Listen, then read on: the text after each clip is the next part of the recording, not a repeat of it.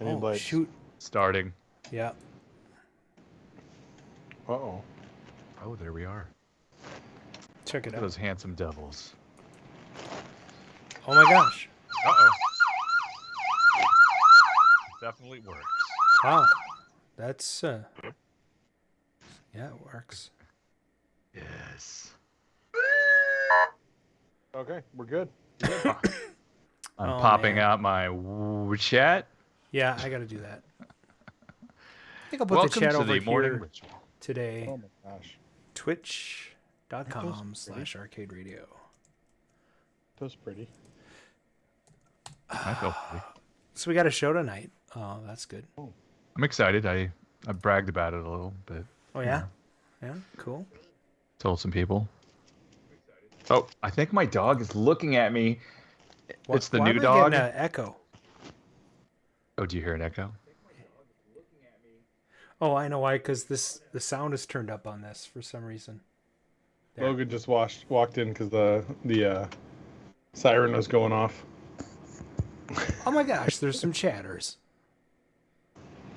All right, I gotta get organized here. I'm not organized. Okay, great. Yeah, my dog is staring at me through the glass window to this room, and this is what she does. She looks at you and she goes, It's really annoying. Go away. My dog has been acting like nobody ever pays attention to him, and despite the fact there's people home most of the day. Weird. Yeah. The personalities of dogs. Hey, were you going to read a memo, Adam? Oh yeah, you know what? Did you guys see that inter-office memo from Atari on Facebook? Did. Atari Scott posted it? I was actually just looking at it. It was actually somebody else. I had it up here. It's like Generation X, whatever. It was like. It's a Generation X Arcades Facebook group. Yep. Yeah. Okay. So anyway, it's. I want to read these off. It's for distribution at the coin-operated games division of Atari, dated December 21, 1981. Let's comment on each one of these. Exidy. So this is a memo from Mike Friedman in Market Research to regarding competitor information. So first he says Exidy. Exidy has dropped its price for Venture to $14.95. B. Exidy has apparently been shipping truckloads of games to their distributors without orders for the games. C. Rumor has it that some major personnel changes are in the making at Exidy. Well, that's yeah, it's interesting. 1981. So I would love to pay $14.95 for a Venture. Yeah, I would buy two. A brand new one. Century. With the purchase of each truckload of Roundup or Challenger, Century is offering either a new Cadillac or 10 additional games for free. That cannot be real. That's insane. Yeah. Oh my gosh. Like, we are so hurting for people to buy our shit that we have to give you 10. Buy any game, get 10 free. That is insane. But the one game costs $10,000. Right, Oops. exactly. Cinematronics. Due to slow sales, Cinematronics has dropped its price for Solar Quest to $10.95. The cocktail version. Nah. Huh. Stern. I gotta stand up when I play my Solar Quest. Stern video game production has reportedly dropped to about 25 games per day. Distributors have been shipped samples of 20 turtles without ordering them. Stern subsequently offered a $300 credit for each of these games received, good only on the future purchase of turtles. Additionally, the price for turtles has been dropped to $14.95. What do you feel about? How do you feel about turtles? I don't even remember the game. I know when our former counterpart was turning a cabinet into a turtles cabinet, I thought that was what was going to be in there, but that's not what. That didn't end up happening. It's a wrong turtles.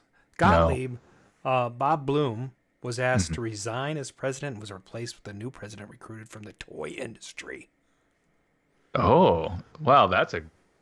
Yeah. Rockola, Warp. Rockola's initial introduction into the video market is being closed out at $7.95. Oh my God, what a bargain! Sega Gremlin, according to the telegram sent to all of its distributors, the price for the Gremlin Sega Turbo Upright has been raised to $24.95. That's for the stand. No, that's for the dedicated. So I wonder what the cocktail stand edition was.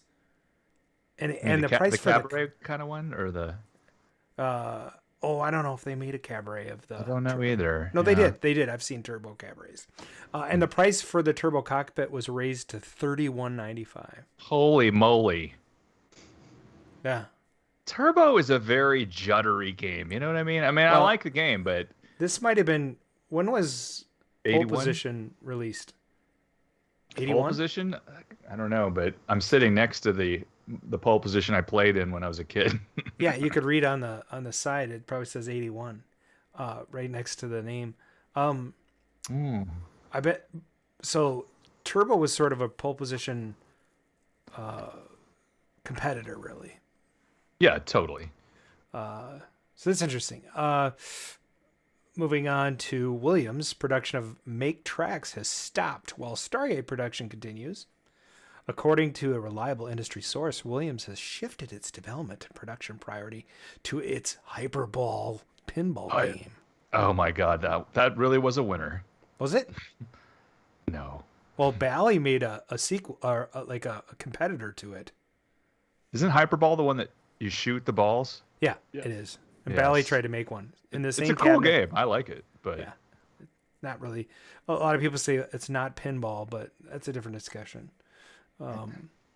Oh, yeah. It's in the platform for pinball, but Well, I mean, where on a modern pinball is there a pin anymore? oh yeah, that's a good point. Like, what's the baseball one that everybody loves that Williams made? Oh, I can't think of the name. I really want one though. The pitch and bat? No, it's a more modern one. I'll go look at my VAPS favorites. Sorry, Adam. Go ahead. No, that's okay. Bally Midway. Bally has notified the workers of at its Dublin plant of the plant's closure. Oy, no. The DeLorean was also being finished off at the same time. Blimey. Wait a minute. Is that what they said? So Bally Midway is contemplating a change in their corporate identification. Video games will probably be using the Bally name to help create an overall Bally identification and to reduce any differentiation between Midway and Bally, which is what they did. Seems like they're undoing that now. Slugfest. Slugfest, that's it. Yes, I just saw that. That's 1991. Yep. I would love a Slugfest. Here's the last one. Tato is reportedly having many service problems with kicks. The problem is apparently related to the printed circuit boards, or aka PCBs. AKA a billion connectors on every freaking game. What could go wrong? Right. Oh, that's my nightmare over here with this chiller, dude. All right, I have one thing I want to read before we start the show, and then we're gonna get this thing on the road.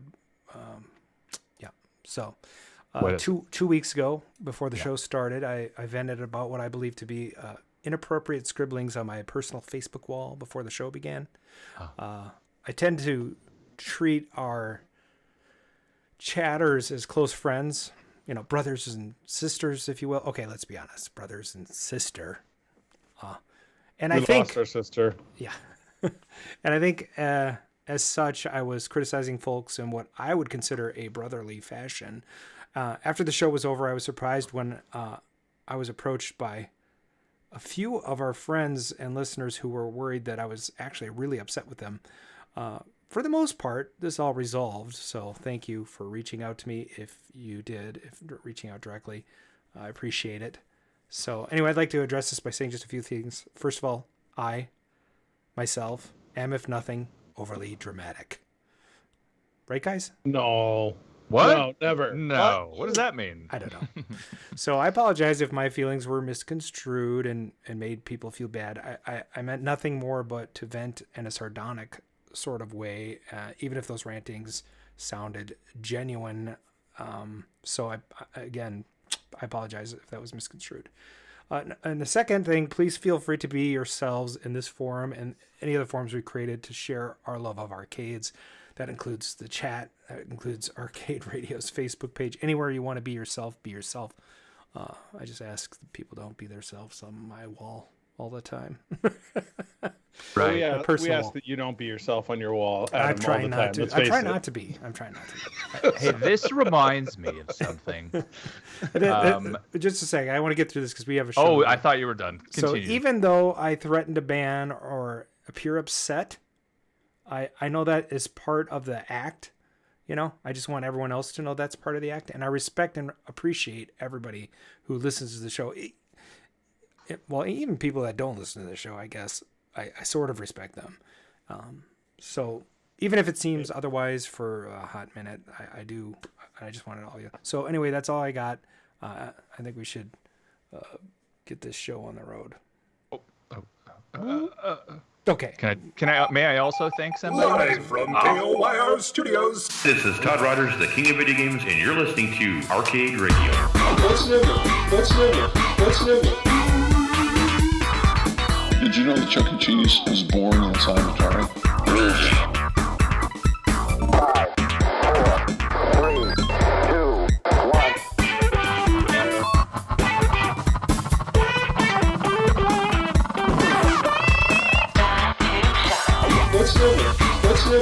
What's new? God, I'm sick of that question. No matter what I say, it draws controversy. Get down. Videomania has gripped the universe. So what's the score? Roger, 0J, and I feel fine. Is there anybody actually going to listen to this? Hey, thanks for listening in from the Arcadosphere. This is Season 7, Episode 5. Is it only Episode 5? I know, yeah. Of the Arcade Radio podcast. Today is Thursday, January 26, 2023, and the time is now approximately 7:26 p.m. Central. I'm your host, Adam Dom Toretto. I'm joined by my co-hosts, Skid, Mark Shields, and last and least, Paradise Arcade Shop proprietor and part-time Vin Diesel lookalike. It's Bryan Thurston Howell III. And tonight, among the greatest pinball players in the world, one of the architects of competitive pinball, game designer, activist, and author, gentlemen's and lady, maybe. What? Maybe. Tonight, at the top of the hour, we will present to you the man with the mustache, the man who saved pinball, Mr. Roger Sharpe. Yeah. It'll be a fun one. It's going to be a good one. Mark, let's jump into it.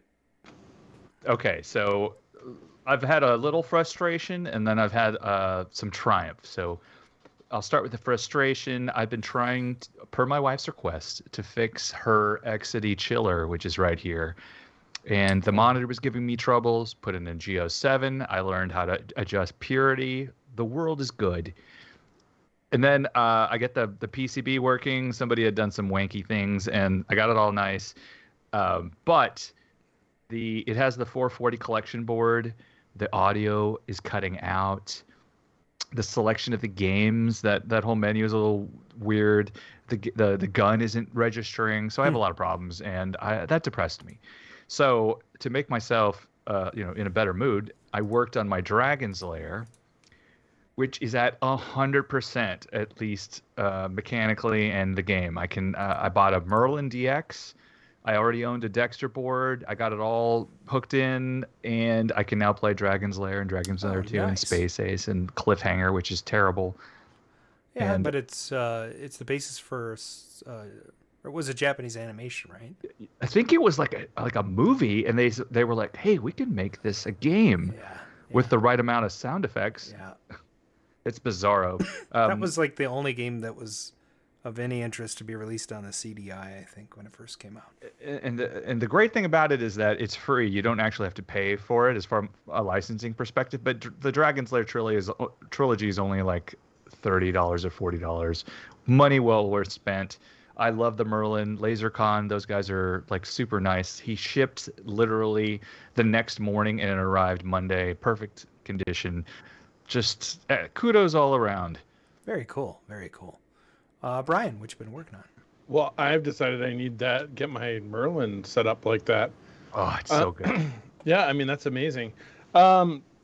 Mostly cleaning up ice cold beer stuff, getting ready for Frosty Faustings is coming next week. There's a big arcade tournament down in the Chicago area, 3,500 players showing up. We're going to bring some games down there, bring some of the Impress sticks down there. And then what games have I fixed? Nothing really. I've been like running around doing logistical crap. Right. That's been my life. I do have a nice crossbow and a reactor though now, sitting out in the warehouse, which is awesome. Oh, how long did that? How long did it what? Did you have it shipped or did you pick up? I had it shipped. So that came out. STI brought that out from Captain's, and then I did make a purchase of too many games from California, but that's okay. That we'll leave that for when they show up. It could be a long line of candy cabinets. Hey, a sidebar. Yeah. I actually contacted my distributor, Charles, here at Joysticks in Houston. I'm like, hey, I want to buy an ice cold beer, dude. And he's like, So, oh, really? Yeah. That's kind of cool. Tell Charles is a great guy. Yeah.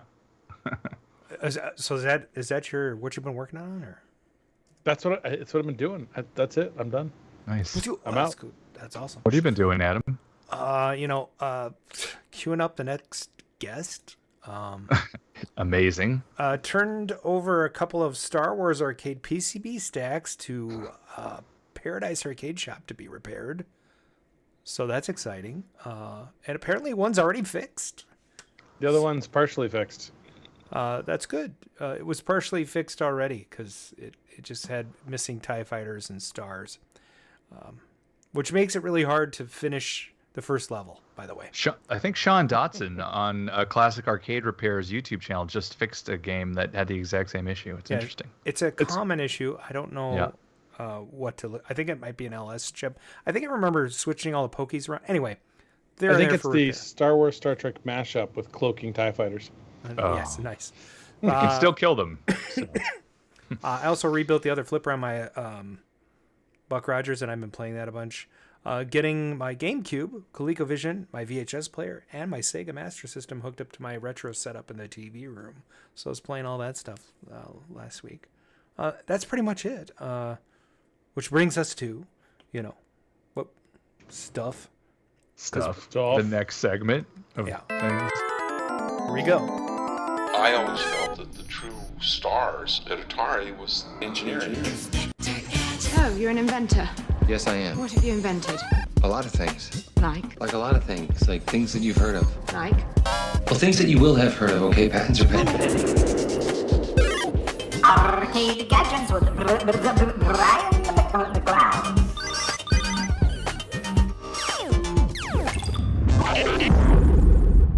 Welcome to the gadget segment. I have two gadgets today. One of them is going to be very quick. The other one is amazing. For those of you who haven't seen it, New Wave Toys is putting out the true star. Someone sat on the board again. Sorry about that. Bad kid. Putting out Zoltar. So this is the mini fortune teller machine that was made popular by Tom Hanks. For those of us that were in the arcades earlier, we knew about him anyways, but this cabinet is amazing. So New Wave Toys does a great job of really capturing the essence of the original machine, really going down to very fine details, even at the miniature scale. And they knocked it out of the park with this one. The Zoltar himself, the jaw opens and closes, the eyes move. They made mini tokens to insert into the machine. They even went as far as making mini fortune cards that the machine spits out. He talks to you. It's absolutely stunning. So if you haven't checked this out, go check it out. There is a pre-sale going on. I believe the pre-sale ends in like 15 days. Hold on. There was a timer up here and it's gone now. And it just says add to cart. So I think it's about 15 days. But don't wait. You should go now. If you like the New Wave Toys, this is really one of their best examples. It's stunning how beautiful it is. You could also take that link that's in your copy and put it into the chat if you want. I could do that. Which that has would the be discount code built responsible into the of me. link. What will podcast listeners in 2025 think? They'll be going, damn it, I missed the pre-sale. So I'm also really glad I wrote all that copy. I like it. Yeah, me too. I I can read your copy. Oh, the VIP code, Fortune 20. You've Nice. already done your copy. Yeah. Fortune 20 is the code if you want it. If you want $20 off, yes. Me and Brian both bought 2. So join the club, everybody. Yeah, I bought 2. I only bought 1. You guys must be rich. Why are you always buying 2 of everything? It's less than $100. It's pretty neat. I mean, and I'm now regretting not getting a Tempest, a Centipede, and a Street Fighter from them. So I've been actively looking. If anybody wants to get rid of yours, just message me. Yeah, you can have you can use the Zoltar as trade bait later on. I do think it would have been cool if they'd put an HDMI in there so Zoltar went onto your TV. That would have been cool. Sure. Or put a little camera inside of him so you can see what it looks like. Exactly. One other quick product announcement, and this is shameless self-promotion. Poke1 is back. We'll be back shortly. So the FPGA Poke will be coming to Paradise Arcade Shop. They are finished. We have 478 of them showing up in the next week or 2 weeks. So if you need Poke1s or Pokies or whatever, the final pricing we haven't worked out. That's a negotiation with the person who produced them, and there's a couple details to work out, but it's probably going to be around $60. Price of ICs has gone up through the roof, but they will be there. Grief. Yep. Yeah, if you guys, by the way, if you need any Pokies from me, let me know because I have a stash. Yeah, just bend over. Oh, here we go. Oh, hey, is this the same guys that are from Hot Rod Arcade making that? Oh, so it's the same guy that did produce it for Hot Rod Arcade. Okay. And so it will be the exact same one. There was a discussion whether, and nothing against Hot Rod Arcade. They do an amazing job with their stuff. The repair business, we just added in Atari board repairs of Star Wars and Tempest into the shop, as well as the kind of presence we have in the arcade market. They felt was a little bit more appropriate for those. Yep. So cool. Plus, we have a small license with Atari with a bunch of boards that are coming out soon. So, Over to you, Adam.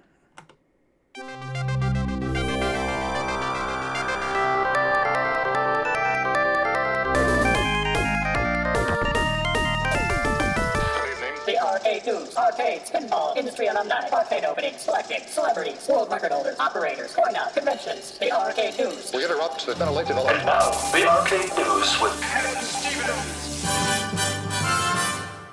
Go. Hi, guys. So I only have one news article today, and it's actually quite interesting. So January 19th, the Washington Post published an article. In South Carolina, pinball is still banned for children. What? That is correct. Daniel Wu of the Washington Post's Morning Mix reports in South Carolina, pinball is banned for children. A new law could change that. South Carolina's pinball community is booming. Enthusiast Sarah Lindsay brags. Hundreds of players show up last year to play dozens of tournaments and league nights.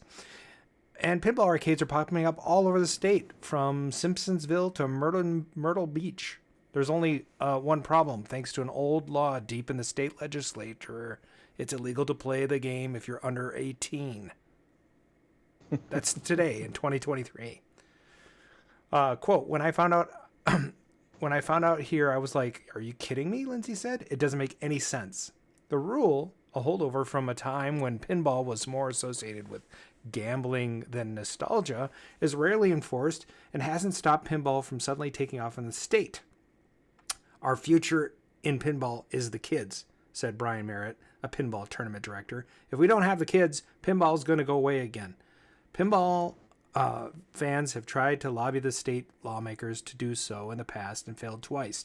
First in 2016 and then last year. On January 10th, they got a third chance when State Representative J. Todd Rutherford, who sponsored the previous attempt, proposed a bill that would do away with the ban.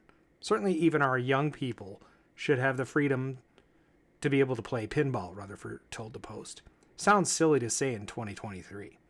South Carolina wasn't always alone in outlawing pinball. New York City and several other cities banned the game for all ages between the 1940s and the 1970s, and it took a famous pinball game played by our guest tonight in front of the New York City Council to persuade officials to lift the ban in 1976.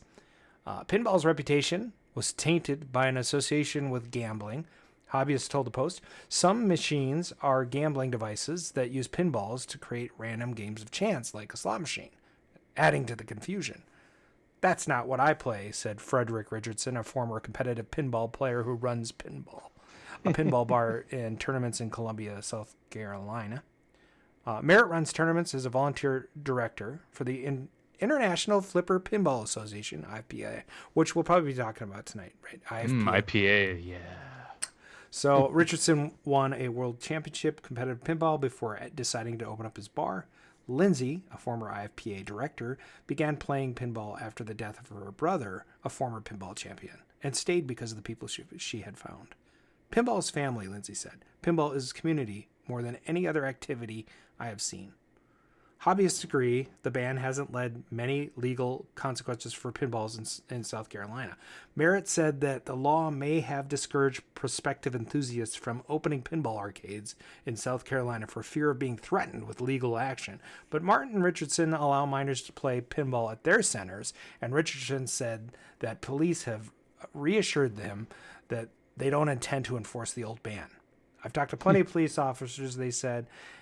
Listen, we're not going to do anything about it, Richardson said. It's all, it's what they call an unenforceable law. So pinball's popularity continues to grow in the state as enthusiasts wait for legislative action. This week, Merritt will put on South Carolina's Pinball State Championship, including a first ever women's championship, he said. Martin's museum draws a lot of parents looking to re-experience games for their youth, but he notices that the children drift over to the pinball machines too. A lot of kids have never played pinball and will come and just love it because it's something they've never experienced before. So, for the full article, hit the Washington Post, and it's pretty sweet. And that's over to you, Mark. All right. Back in '82, I used to be able to throw a pigskin a quarter mile. Back to the cave with Time Runner. Why are things so heavy in the future? Is there a problem with the Earth's gravitational pull? Hey everybody, and Back to the Future news. In our last episode, we had news of a possible Netflix revival of Back to the Future in the form of an animated series. However, in a post to the Back to the Future official Twitter, the franchise now debunks rumors of said animated television revival. The account replied with a tweet from Giant Freaking Robot, which proclaimed that Back to the Future would become the series. This caused the franchise tweet account to post a GIF of Christopher Lloyd saying, "It ain't happening." A fan responded to this post asking if there was potential for such a thing. Back to the Future responded with a GIF of Marty McFly proclaiming the answer is no. So I guess no new Back to the Future shows on the horizon, which then leads us to ask the question. Oh, man. Already? What's in the juke?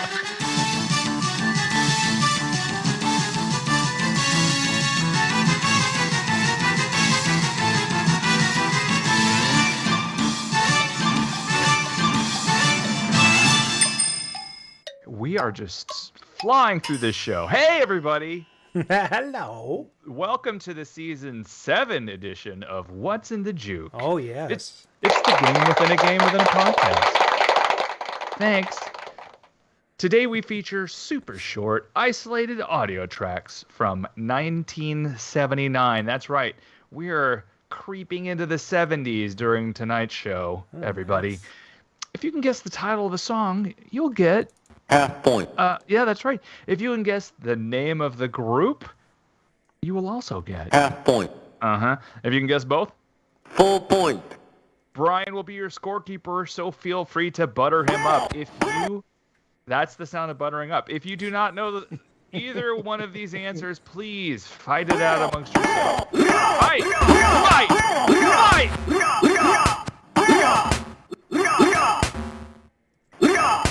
Now that the fighting is over, let us... begin. Okay, here comes your first track. Have you seen her so fine and pretty? Well, that sounds like somebody I know. Yeah, very nice. Actually, it could be Huey Lewis, but it's not. No. Grinwing Half point with Van Halen. Nice. Nice. Half point there. Oh, half point. Half point. Oh, welcome to the chat mic page. You will win, I predict. Mr. Peabody, dance the night away. Nice. Nice. It's good when people know stuff, you know? I like Half that. point. I turned a bunch of stuff green on the sheet. No idea how I did that, but we're not going to worry about it. Oh, I don't even see it here. Oh. It's not easy being green. This guy 9 to operates on go. people's legs, too. It's you know. Yeah. Here comes your next track. Oof. Is the feeling now? I don't know who that could be. I have I no thought idea somebody who had that fallen is. down. Metropolis with Michael Jackson. Yeah. That is some fantastic shiz there. Oh, yeah. Okay, here comes your next track. Living easy, Oh, loving free. I love this band. That was Don't Stop Till You Get Enough. By Living me. easy, loving free. What would you say? We didn't say the name of it? No, we didn't. You just went on. That's okay. Well, we'll run them through them here and just Grinwing with AC/DC first. Highway to Hell. half Half point, point. for both those Coleco. folks. Nice. All right, here comes your. All right, so up until this point, we had "Dance the Night Away" by Van Halen, "Don't Stop Till You Get Enough" by Michael Jackson, and "Highway to Hell" by AC Tesla, Benjamin Franklin. Oh, yeah. Okay. Washington AC/DC. Okay. That was a good meme, right? I sent it. Nobody else knows what we're talking about. I was okay. Here comes your next track. And tonight, I want to lay it at your feet. That's a deep cut. That's an interesting cut. I mean, I just heard this, so. I mean, Metropolis with Kiss. Oh, nice. I Who? wanted to play the first part where it's just. Your mic is getting further and further away from your face, Brian. You're getting harder and harder to hear. Sounds good to me. Half point. Half point. I was made for living you. Nope, I'm not. There we go. Oh, they're corrected. Metropolis Half point. 1.5 to take the lead. I was made for loving you, baby. I love this song. It's one of my favorite Kiss songs. Yeah, it was in a movie, Moulin Rouge. Okay, here comes the next track. Another lonely day, no one here but me. Oh. That guy's got amazing pitch. Yeah. I mean, I could probably listen to the whole track of just him singing that. Metropolis with Police. Jeez, he's got to have the low lag tonight. Message in the point. model. 2.5 to Metropolis. Half point. Wow, good job, guy. I don't know, that's good. All right, here comes your next track. Oh, my little pretty one, a pretty one. This could be two people. These isolations are getting better and better. Yes, they are. There was a thing on Facebook with guys isolated while like screaming and running across the Half stage. point. It was hilarious. Oh. Grinwing with My Sharona. Half point. It is not the Clash. It's not the Clash. It's not the Kinks. It does start with the. It also starts with a K. It has a K. We're getting Two closer. Ks. And an N. That's true. See if anybody pulls this off. Oh, no. What? Oh, I'm Mike gonna got give it. to him. I'm gonna give it to him. All Mike right. gets it. Mike Page gets it. Nice. Half point. Okay. Where are we at with the score? We have Metropolis in the lead with 2.5, Grinwing in second with 1.5, Mike Page in third with 1, and then Mr. Peabody and Coleco 1981. Welcome to the show. In fourth place with half point. Coleco 1981. That's a great name. I just hooked up my Coleco. I love it. Who's in the chat tonight? We've got a lot of people. I see lots of people. Well, there's 14 live listeners right now. How do you see who's in there? Is there a little button that you can hit? The little button. We have the usual suspects. We and got some new ones. Got 01 Ella, 2102 Cooper, Eat It Burn, Alice, Sidra, Coleco 1981, Commander Root, Drapsanat, Grim WV, Grinwing 20, Kata, Mike Page, Mr. Peabody, Metropolis, Valentina Alcaraz, and Voices FYC.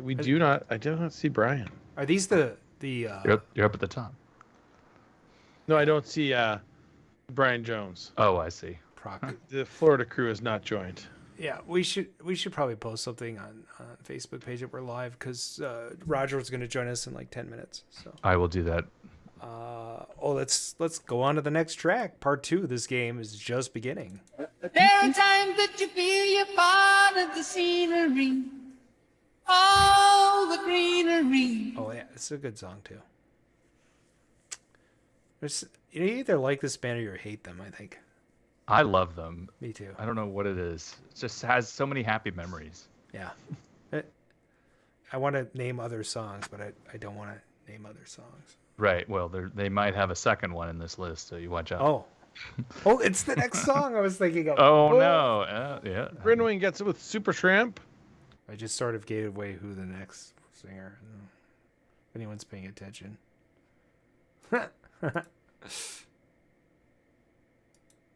Is that it? Did they get the whole thing? No, they did not get the name of the song yet. Well, which I thought was the easier part.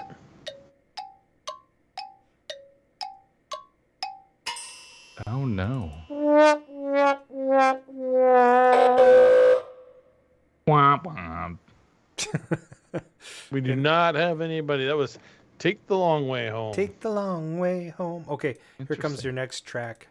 And all the birds in the trees, will they be singing so happily, oh joyfully, oh playfully, watching me. That's some great lyrics for that song. And they used to use this as a bumper for Star Trek. And they would show a particular character. It was for KITN, the kitten that roars, that eventually became Fox here. Grinwing with the logical song. Nice work. Oh, yeah. Tying it up. Point. For first place, who's going to get Super Slut? Dang it. That is not right, guys. We're not giving you credit. I'm not giving you credit. Negative points. And all the birds in the trees, will they be singing so happily. Yeah, so the logical song, they put up different pictures of Spock for the Star Trek. Yeah, so no one's going to repeat that? I mean, come on. There we go. Correct. So he got 0 for that because he got negative points and then he got positive points, right? I gave him a half point. Okay. Here comes your next track. We don't need no thoughts control. So this was on In Surgery last Saturday, and the young rep in the room, we told her to guess what band, and she said Earth, Wind, and Fire. Oh my God! Kicked her out of the room. Wow. Grinwing with a half point. Half point. Oh my Scrub out. 1981 with The Wall. Actually, she's not scrubbed in, but yeah, basically. For those of you who watch Raising Hope, and I brought it up last episode, they have a character called Smokey Floyd, who's a burnout rock star. Here's the current status. We got Grinwing in first place with 3. Metropolis has lost his outstanding lead and is at 2.5. In second place, Mr. Peabody, Mike Page, and Coleco 1981 are all tied for third place with 1 point each. Okay, here comes your last track. Are we going to make this worth like 2 points? Yeah, let's make this a 2-pointer. Point a point. Be a tough one. All right, here we go. They have everything for young men to enjoy. You can hang out with all the boys. Here we go. Let that delay. YMCA is correct. Grinwing. And Grinwing gets a point. Yes. Well, whole point. Full point. And Metropolis gets a point with Village People. Full point. Nice. Where did we end up with this whole thing? The same place we were a minute ago. We just stepped 1 point higher with Grin. So Grinwing in first place now with 4 points. Good job. Metropolis coming in second place with 3.5. Mr. Peabody, Mike Page, Coleco in third place with an outstanding 1 point each, and everybody else just is losing. But still awesome. Yeah. Amazing, but you lost. Great job, everybody. Thank you, Studio Audience. Oh, I love that clip. I could watch Price is Right all day. Who's your favorite Price is Right co-host or host? Oh, it's Bob Barker. But it is Bob Barker. I only watch the old ones because there's a whole channel devoted to it on Freevee and Roku channel, and you could just and actually they have all these prizes, and in the early 80s they have pinball machines and arcade games and what? Yeah. Oh, that's and awesome. Commodores and VIC-20s and well, a Commodore is the VIC is a Commodore, but they have computers like TI-984A. Yeah. So hey, do we have any? Is there any voicemails or anything? Checking the voicemail. You think we have one? I mean, there's a chance. I mean, it's like sometimes. Oh, yeah, we do. I just thought, well, maybe we don't this time. It's happened. Yeah, well, let's see what. I recognize the caller ID. Thank you for calling 612-548-GAME. This is Arcade Radio. Please leave your message after the tone. Hey everybody, it's your buddy, Bob Zarsadek, control panel expert and technician. Hey, I'm playing a game of Bank Shot right now. Just like Roger Sharpe, the man who saved pinball back in 1976. Hey, did you know I was there in the courtroom that day? Yeah, I was sitting in the back row. I was reading the newspaper and I heard the whole thing. Roger was like, hey, I'm gonna make this go in the middle lane. And then he did it. And then the crowd went wild. And then I was like, hey, what just happened? I was reading my Heathcliff comics and I got distracted. Yeah, so those were good times. Hey, who do you think would win in a fight, Heathcliff or Garfield? Why don't you discuss that amongst yourselves? Okay, well, I'm gonna run while I still got my 2 balls left. Hey, for the pinball machine, I mean, you weirdos. Have a great show and talk to you guys later. Thursday out. Wow, he hung up so quick. Oh, what, Bob? That was a quick one. I would say Heathcliff would win. But Garfield would play dirty. Does anybody know Heathcliff? I mean, is he still around? Or? Heathcliff, no one should terrorize one's neighborhood. They look a lot alike. I thought that they were like. Guess what, related. you guys? What? We have a guest that just joined us. Oh, hey, look who's here. Right on time. Welcome. Right. Great. Well, I think this is the first time this has ever worked out this way. You've arrived at the precise moment we were ready for you, yes. Which is bizarre. Oh, okay. Because otherwise, just continue, and I'll just sit back. And I think that means bystander. I think that means, Mark, that we are ready for the next section of the show. Yes. All right.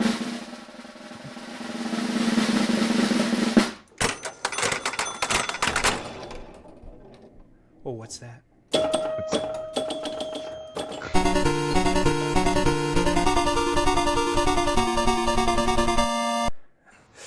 Oh my gosh, welcome Roger Sharpe to the show. Oh. Well, thank you. Thank you. Very good to have you on board with us today. Was there the golf claps? We have the golf claps? Yeah. There's a full audience. Here we go. Yes, what's your handicap, sir? This is our studio audience.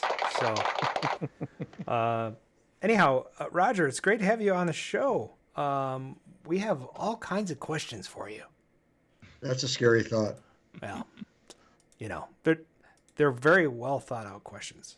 I mean, mostly. Okay. Yeah. Just wait till you get to mine. But so tonight, jump ahead. People who are tuning in know who you are, And there's this new pinball movie out that will detail the pivotal moment in April of 76. But I wonder if you could just give us like a 3-minute summary of where you were born, where you went to school, what kind of jobs you had over the years, a little bit about your family, if that's appropriate, and what you do today. Wow. See, I'm trying to become better because I know how long-winded I tend to be, and my sons continue to make fun of me. But you've opened up the can of worms. So I've got the 3-minute timer on. Go ahead. Go. There's no show after us, so feel free. A scary thought unto itself. Born in Chicago, the South Side. Went to school at the University of Wisconsin, which plays a somewhat prominent role in the movie as well as my life. Let's see. Moved to the East Coast after I graduated. Started off in advertising as a copywriter and account exec, won some awards. Moved from there to magazines, doing some freelance writing for a number of magazines back in the day, and also became associate editor and then managing editor at Gentleman's Quarterly magazine. I've been involved in, I guess, writing, overseeing, contributing to 12 different books, 14, I think. Wow. Pinball being the one that people kind of, at least on this podcast, know me for. But let's see. Design pinball machines that some people know about. I think 5 that were actually produced and others that never made to the light of day. Moved, got a phone call in March of 1988. At that point in time, I had been working at a computer startup out of Connecticut. Had moved up to Connecticut. The boys were born at that point in time. And working for a startup that had been funded by Kodak and Xerox to the tune of about $56 million for a technology called SoftStrip, which we won't get into those details. But anyway. What was that? That was somebody sitting on the board again. Let's see. So moved to Chicago, became the director of marketing at Williams. About 2 months into my employment, the company purchased the amusement game division of Bally Midway, so I wound up becoming the director of marketing for Williams Bally Midway. Got very much involved with doing brand licensing, as some people may or may not be aware of. My involvement with that, not only in pinball, but also video games, as well as novelty redemption. When the company shifted into slot machines, I shifted along with them and worked on brand licensing for slot machines. Let's see, June of 20, I started up my own consulting company called Sharpe Communications, a creative services agency that specializes in marketing, advertising, public relations, promotions, product design and development. And that was a side gig throughout. And now, most recently, over the past, I guess, 3 full years, because I left WMS Scientific Games to work at Every. But last 3 years has been full-time on Sharpe Communications with a number of different clients, doing some licensing, working on some development and design product-wise, and just kicking back, and then admittedly the movie happening over the past couple of years. So that's it in a nutshell. Thanks so much. Take care, everybody. All right. It took so long. Great show, everybody. Fabulous having you on there. No, we've got a few more. I have like 4 more questions from just that. Well, go ahead, Well, Bryan. I can. So I mean, one of the things that struck me. Did you find a certain irony in, while you were at Williams, shifting from pinball to gambling machines, which was, kind of ironically what you fought against pinball machines being in New York. Yeah, no, and what's interesting in somewhat of an ironic fashion as well, the outreach for the first licensed property was 1992. Neil Nicastro, who was heading up the company at the time, wanted Monopoly for a slot machine license. And I had been talking to Hasbro, and I knew all the folks there from a previous life. I headed up Video Games Magazine. I was the editor. I was a contributor to Electronic Games, the first era of video games, way back. But it was interesting because admittedly Pat Lawler eventually wound up doing Monopoly, but not for Williams. But that negotiation only took 7 years to close that deal. Ooh. So yeah, I mean, it was somewhat ironic that I had already approached them for pinball, and suddenly I'm back saying, "Hi guys, by the way, we'd love to do something with a new endeavor for the company, slot machines." And it was like, no way in hell are we going to let you take our crown jewel and put it into that space. And we carved out some conditions that were going to protect their interests truly. And admittedly, for people who may have some familiarity, and I don't want to go into too much detail because it's not pinball related necessarily, but for those who may have some familiarity with Wheel of Fortune on the casino floor as a slot machine, actually the license negotiations for Monopoly started well in advance of Wheel of Fortune ever hitting the street. So we were there kind of somewhat on time, although late to the party when all is said and done, but it has endured for now, well in excess of 20 years as one of the cornerstone licensed brands in the gambling space. I mean, it's Monopoly. It makes a ton of sense. I had one other question for you. What was it like, I mean, just out of the intro, what was it like seeing other people play you? Surreal, truly. Look, I mean, the entire experience was something that, I never considered, never thought of, even to this day, forgetting about the movie, just however relevant I still have been. I've always thought of myself as a historical footnote. I've joked at various events where I've been a guest that, before I start my talk, I wind up apologizing because I always assume that they're waiting to see Josh or Zach, and instead they get me. But yeah, I mean, I think that the whole process and how it began caught me totally by surprise. I think for the community, if you will. I think early on, and maybe there are still many who believe this to be the case, just assumed, it's going to be another documentary with Roger in it.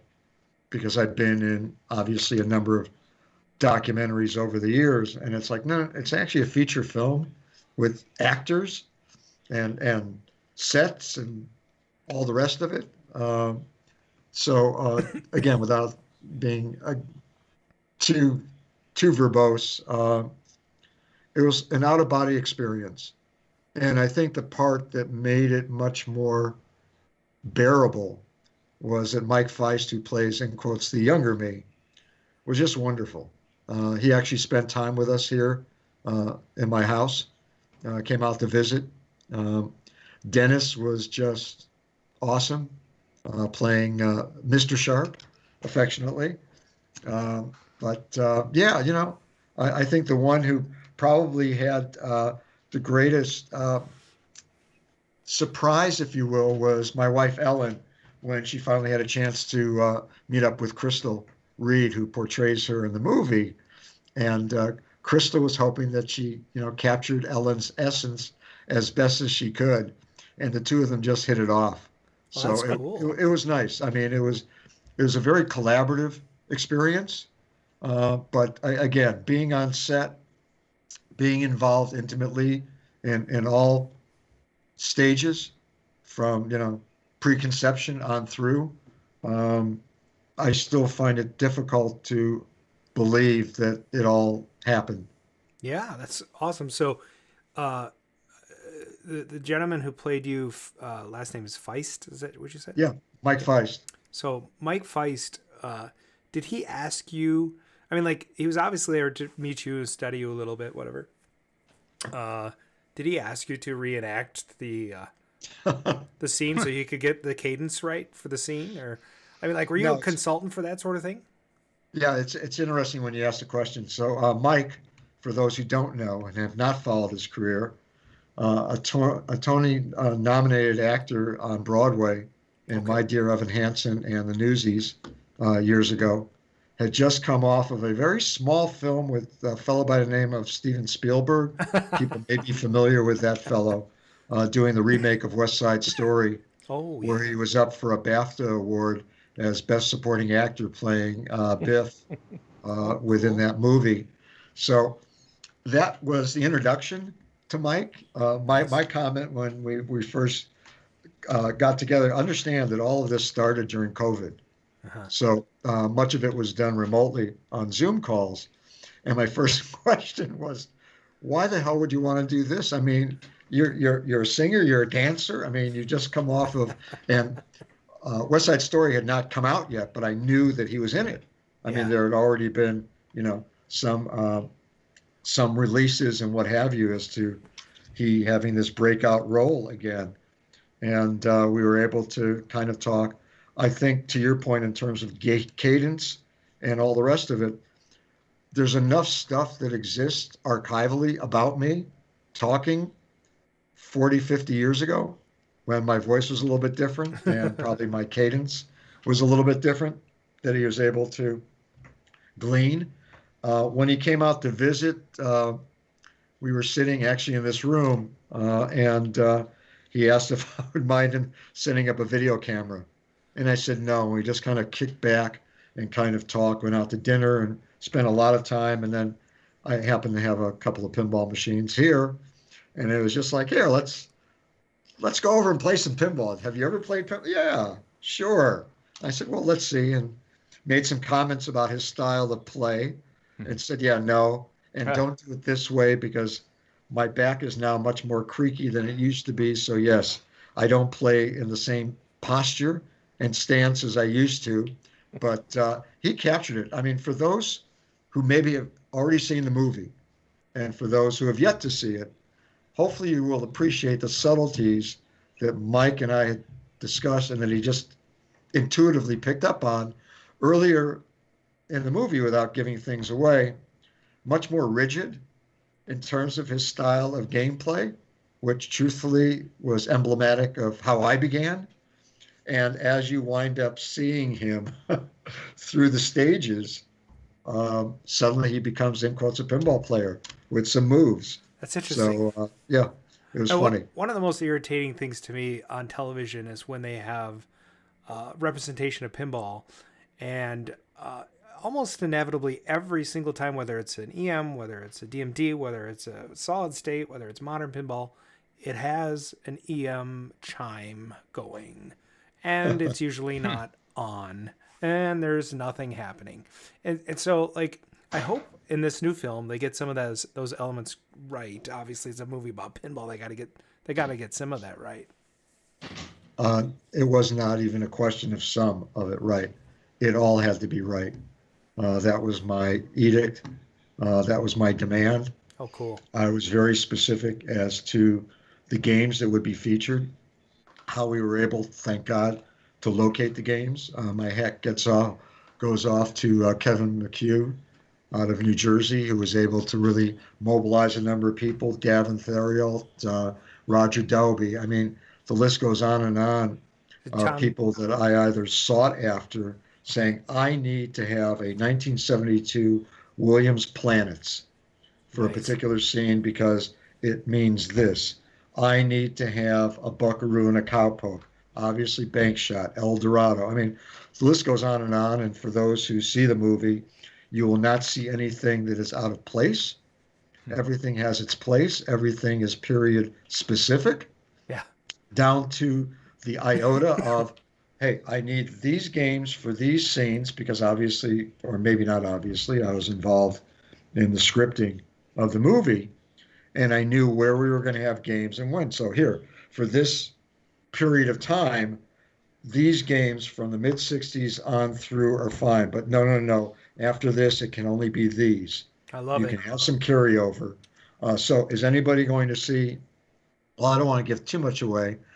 There is a scene toward the very end where, yes, you may find a couple of games that are more contemporary, but they're within the context of that particular scene. But prior to that, sorry, guys, for those who really assume that this is, and look, one of my personal concerns, and hopefully not going off subject in terms of your question and comment about the machines being the right era and the right sounds, was that I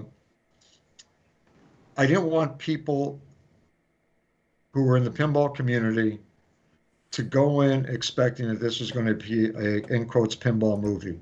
By that, I mean, it is not an hour and a half of streaming with an overhead rig that Carl D'Angelo has created, and now you're going to watch the play-by-play of pinball nonstop, with the highlight being, here's the overhead of a reenactment of Roger. That was not the purpose of the movie, truthfully. By the same token, I was very concerned that people in the outside world, because of the title, would assume, oh, this is a pinball movie. This is like seeing Tilt with Brooke Shields, or The Wizard with Fred Savage, and this is all going to be like this. And where's Charles Durning playing the bad character? And it's like, but it's not. It is, dare I say, it is a love story.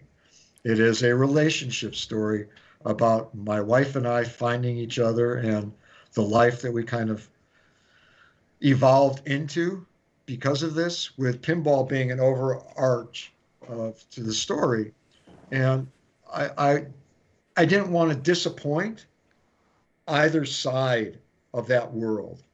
So I guess what I'm saying to you is, I didn't have to be as precise as I probably should have or could have been to make things easier for production by just saying, yeah, let's just get Avengers in there. That's fine. Oh, ouch. No. That's fine for 1972. Nobody's going to care. Nobody's going to bother. No. It's like, nope. And truthfully, part of my task at Williams Ballet Midway over the years, we used to get a lot of offers to provide games for movies. Some of them were period movies where I was like, all right, let me see if I can locate. Let's see, this is Patrick Swayze in Roadhouse. What's the era? What's the year? Okay, this is Paul Newman playing a game in a bar in Boston in The Accused. This is Schwarzenegger coming out of the future into an arcade. How do we set this up? How do we make it right with the right assortment of equipment, whether it would be pinball, video games, or whatever else? And for people who know me, I tend to be not only very controlling, but also, I guess, incredibly anal when it comes to things being really precise. It bothers me personally when I have seen things, to your point, Adam, where it's like, are you serious? This is a 1964 setting, and they have this game? Yeah. I mean, right. Who did this? Yeah. Where was continuity? We all judge. There's a new TV show called That 90s Show, and there's an arcade game there, but it's like a multiplayer cabinet. You're like, why did you do that? Right. So it sounds like you were able to be very hands-on with this film. Oh, well, trust me. I mean, I'll interrupt for 1 second. I'm just thinking. Oh, no, feel specifically, there is a scene, because the guys had to do a lot of posts because of me, where I was like, hey, you started up the game, but there's no game start. Oh. It's just there is zeros. It can't be zeros. Well, what score should it be, Roger? Well, we have to put up some scores that are relevant. It cannot be like 9,000 points. 900 would be fine. It's only the first ball. I mean, let's get down into this so that we really have it being as right and appropriate based on whatever the scene is and whatever is taking place. And in some cases, they have to go back in post-production to get the numbers right and everything else. And plus, I was on set. A lot of the pinball playing is me. You don't know that it's me, but it is me. Oh, funny. With cutaways. You're like the stunt guy, really. Yeah. For the game. I was a stunt guy. Did you get paid stunt? Did you get your guild card? I think in another type of film, it's called a fluffer. So I was gonna say you're the pinball fluffer. Yeah. Yep. So I just finished Quantum Leap a couple weeks ago, and I was a good friend of mine, Jason Heiser, who's an EM collector, has got 20 some machines, and they're all beautiful. They're all totally restored.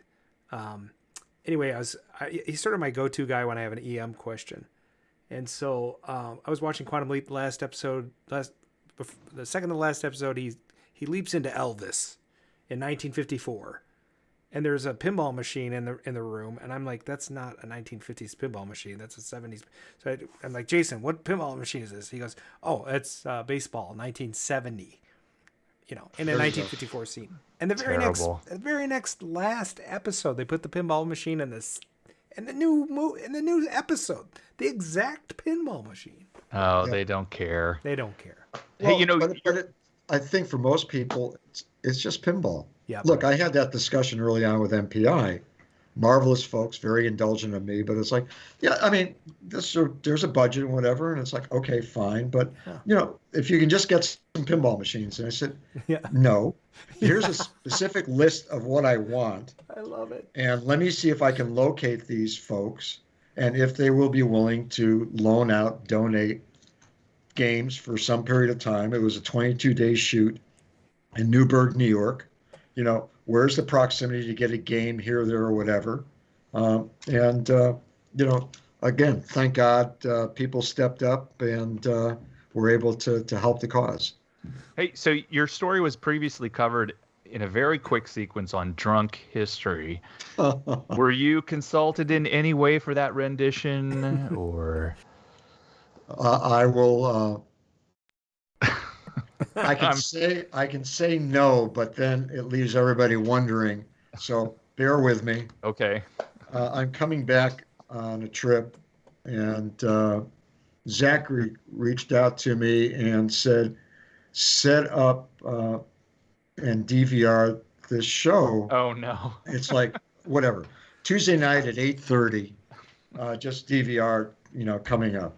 Just briefly, we got to mention Zach and your other son's name. Josh.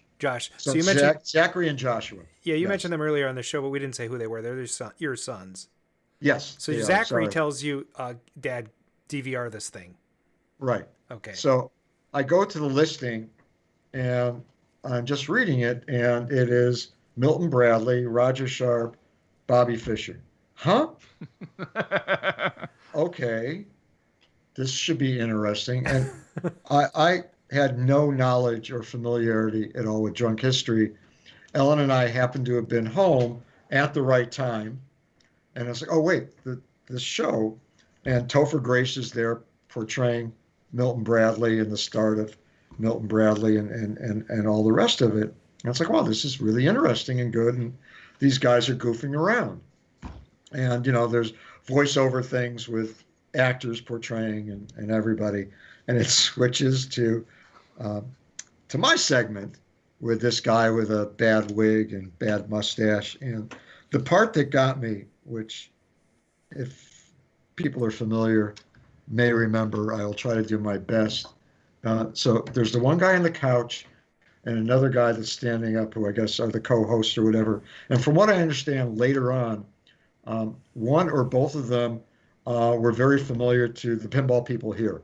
I think it's got to be Craig Anslet. He is a huge pinball nerd. Okay, not only being an actor, but yeah, All right, so people were aware of him afterwards. Yes, he is a massive. Ellen and I are watching, and I don't know which is which, but the guy on the couch is trying to spit out the word mist. It's in the mist. And I turned to Ellen because it hasn't really registered yet, and I said, I think they're actually really drinking. I think he's actually drunk. Yes, it is real. Oh my God. And I mean, we watched, and then I watched the Bobby Fischer, Boris Spassky segment, which I thought was really well done, but it just stuck with me. And when I called Zachary later that night, and I forgot if it was Zach or Josh the next day, I gather that either one or both, one had gotten really, really sick the next day. I guess he overindulged, but that was my first exposure to Drunk History, and I didn't know that it had been on the air for a few years. It won multiple Emmy Awards and all the rest of it. And in all honesty, there was this outpouring that I heard through the boys of people who suddenly, in quotes, discovered me because of Drunk History. So that is my story about that. Although I will say, Mysteries of the Museum on History Channel did a much better version, if you will, of my role in pinball history. Nice. That's check crazy. That out. So your sons play pinball competitively as well, with you, against you. How is that as a dad? It's been fun. I mean, I think that in some ways it's surreal to see where my son Zachary's career has taken him. As I said before, I was a director of marketing, ultimately director of marketing and licensing for Williams Bally Midway WMS Gaming, but effectively director of marketing was my first, in quotes, real title. And lo and behold, here's my son, director of marketing for the leading pinball company in the world. So that's kind of cool. Yeah. And Joshua is the CFO of the leading video game company in the world, Raw Thrills. So both of them have not fallen too far from a tree that I had never known I was planting. In regard to competing, we have played against each other. We have played with each other. And I sit back with some semblance of pride, although for those who might have seen, maybe it's the Vice piece. I'm trying to think whatever news feature has been done where Josh is not edited out in terms of his language. You haven't seen our previous episodes. Yeah, there's there a couple. So yeah, I mean, I am compelled to say that there's a great deal of pride and admiration in the passion that they have for pinball, which I guess was something that was inbred in them. I never wanted them to compete, which may sound somewhat strange.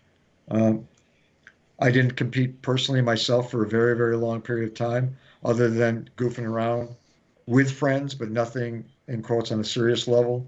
Even when my late dear friend Steve Epstein and I helped create, along with Lionel Martinez, Papa, and setting up the tournament structures and leagues, which had not existed prior to that point. But yeah, I mean, I think that the camaraderie that exists between the three of us, and the best is seeing both of them when they kind of compete together in a team event, as opposed to, who am I going to root for? They're going head to head. Oh my God, the way that the bracket works, too bad. So I don't know if that answers the question at all, but I think it does. Speaking of PAPA, that Professional Amateur Pinball Association, so that was back in the 90s when that formed, right? Well, actually, the outgrowth was my involvement in Bally Super Shooter in 1978.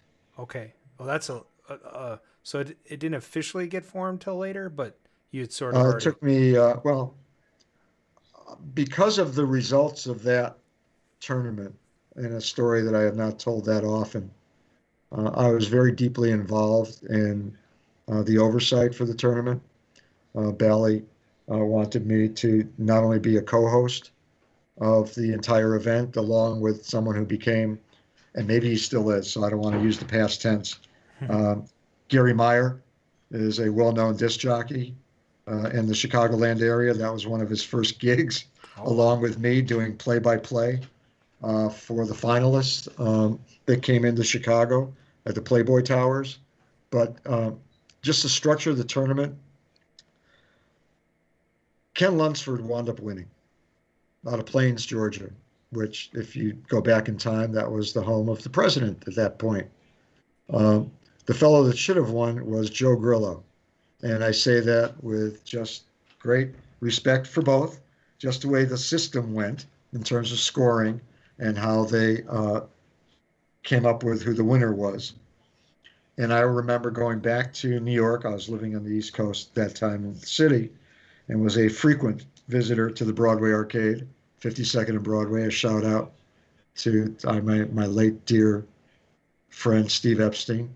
But I wanted to create some type of a scoring system, something that would equalize and balance everything so that the kind of competition that had just taken place would reflect truthfully the entire scope of somebody's performance and not just based on what eventually became a single shot on 8-ball where Ken made the 5X. Joe didn't, even though Joe had won 2 games out of the 3, and Ken wound up winning. So anyway, I am somewhat deliberate. I mentioned the word controlling before. I also mentioned being somewhat anal in a nice way. I tried to get, well, Steve, it wasn't a problem because I was going there all the time to play. 2 of us played relentlessly. I'd go there at lunchtime from GQ. I'd go there after work. I was living in the city, so it just became my end-all, do-all. And at times I'd be there late at night when Steve was shutting down and we could start playing a wall of games. And there's a lot of things that have now taken place. I think it's called Zen Pinball and other things. That was a way for Steve and I to play that kind of carried over and people have embraced anyway. Lionel Martinez was a film editor who was one of the regulars, talked him into it. I could not get a 4th, but at least I got Lionel. And the 3 of us started playing games relentlessly, religiously. I wound up tabulating all the scores by hand. I would go home on a typewriter, and somewhere in one of my 6-foot high file cabinets are reams and reams of paper from 5 years of going through and trying to create 10-5-1, 7-5-3-1, 4-2-1-0. How many series? What do I do with bonus points? How do I reflect what is going to be? You're going to hear something you've probably never heard before. How do I determine the player's PEBGA? I'm sorry, Roger? PEBGA? What the hell is that? Point efficiency per game average. Think of an ERA. Yeah. PAPA, Professional and Amateur Pinball Association. I was very much into mnemonic devices and what have you. So, yes, the first leagues and tournaments truthfully started in New York, but we started some pilot programs in New Jersey. Very dear friend, Ron Colucci, had a place in Pine Brook, New Jersey that had been a converted church, and we started doing something there. I started doing some things out in Connecticut when my career path shifted to see if I could apply a scoring system, playing a video game of all things, a game actually called Elixir, which doesn't exist anymore. It's kind of like a blockade. And just saying, all right, here, we're going to play these games. We're going to do a 3-game series. We're going to do a 4-game series, a 6-game series. We're going to create a season. Let me see how this plays out. We did some pilots at the Broadway Arcade, getting a couple of guys from NYU to come in and other folks to say, hi, just need you for Sunday morning. We'll get the bagels. We're going to play some games, and Roger's going to write down the numbers. Doesn't matter who wins or loses. I just want to do it with real numbers. I just don't want to make stuff up. So whether you're good or bad doesn't matter. And it became somewhat of a relentless thing between Steve and myself, for those people who knew us. Who's the better player? Well, Steve gets the higher scores, but I am the more consistently greater player.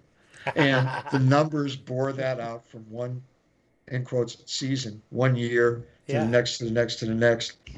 I don't know how many, literally hundreds of thousands of games that I tabulated until I could get to a point where I was comfortable enough to say, all right, Steve, let's do the first league in New York at the arcade.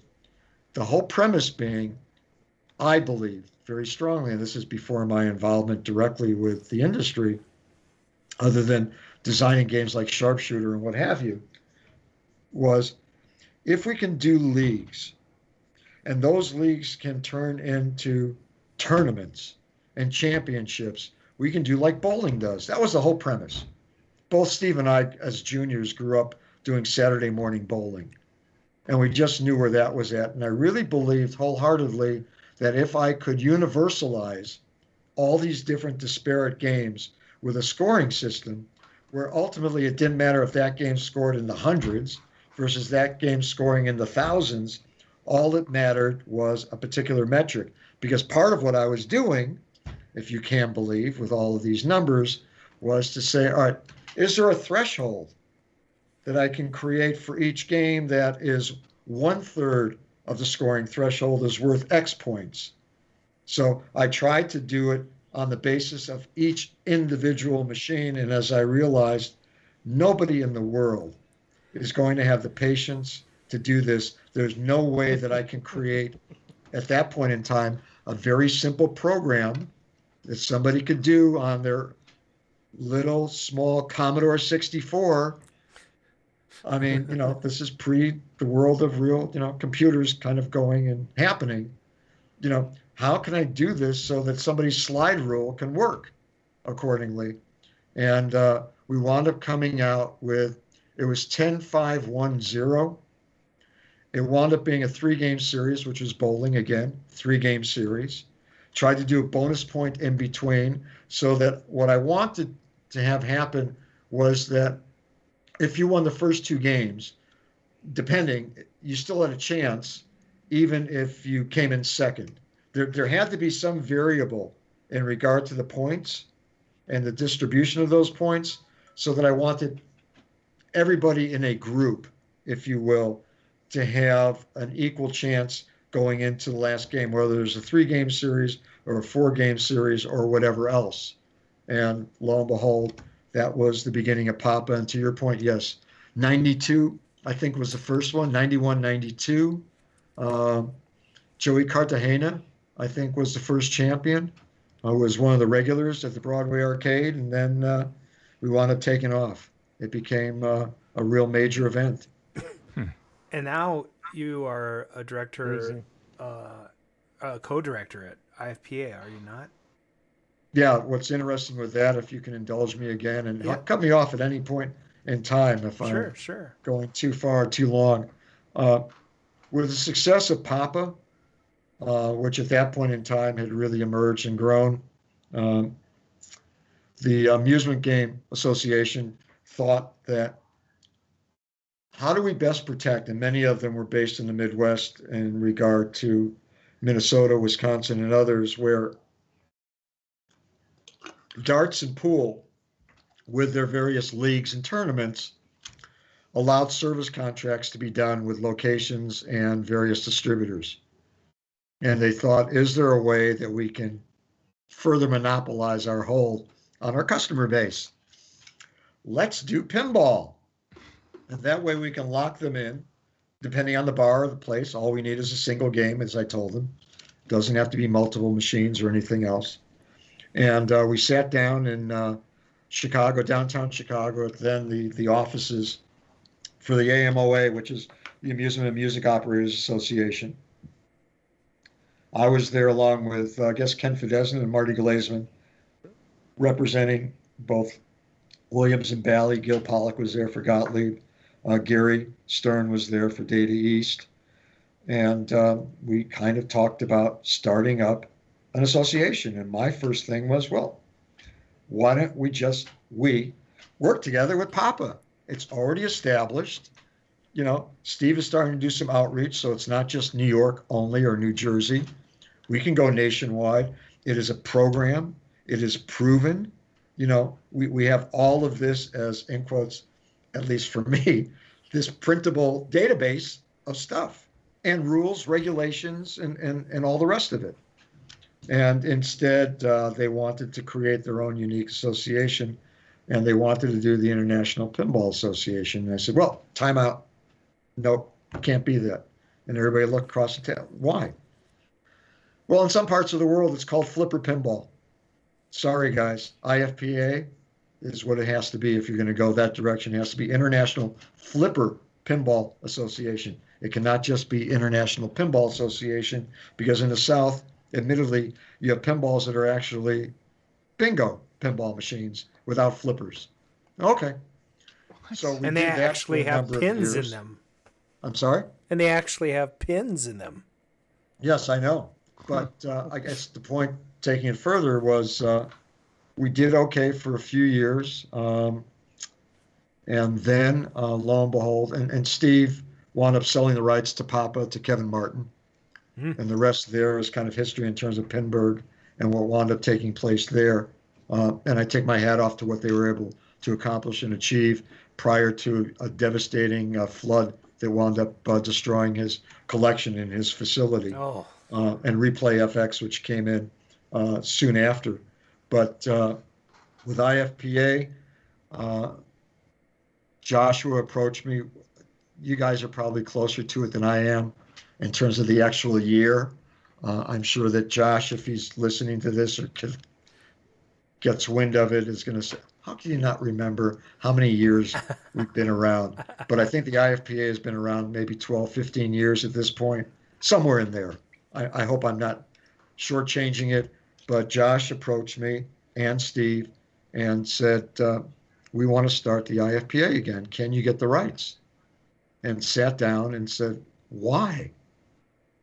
I mean, Papa's doing, yeah, but Papa's limited and whatever. And I said, trust me, I know. It hasn't fulfilled what our mission had been, Steve and mine, to what we believed was possible. And I wound up reaching out to the association to get the rights back. And lo and behold, the IFPA was resurrected. I created, with the help of Josh, Zachary, and some of the other guys, the charter for the IFPA and what our mission was, not as a direct competitor at all to Papa, we never wanted to be, but to endorse and coordinate and oversee with certain guidelines and rules for competitions. So the IFPA was reborn, and truthfully, and I know that my dear friend passed away in 20 in summer, what exponentially has happened in competitive pinball has gotten to the point of maybe realizing what we were thinking of back in 1978, 79 as ever being possible. So for both of us to have at least lived for as long as we have and continue to see this is really gratifying, because it has gone much further, much quicker, both domestically as well as internationally, to really kind of give a new life source to the present and the future of pinball. It's really interesting. Was it April 2nd, 1976 when you demonstrated? Yes. Okay.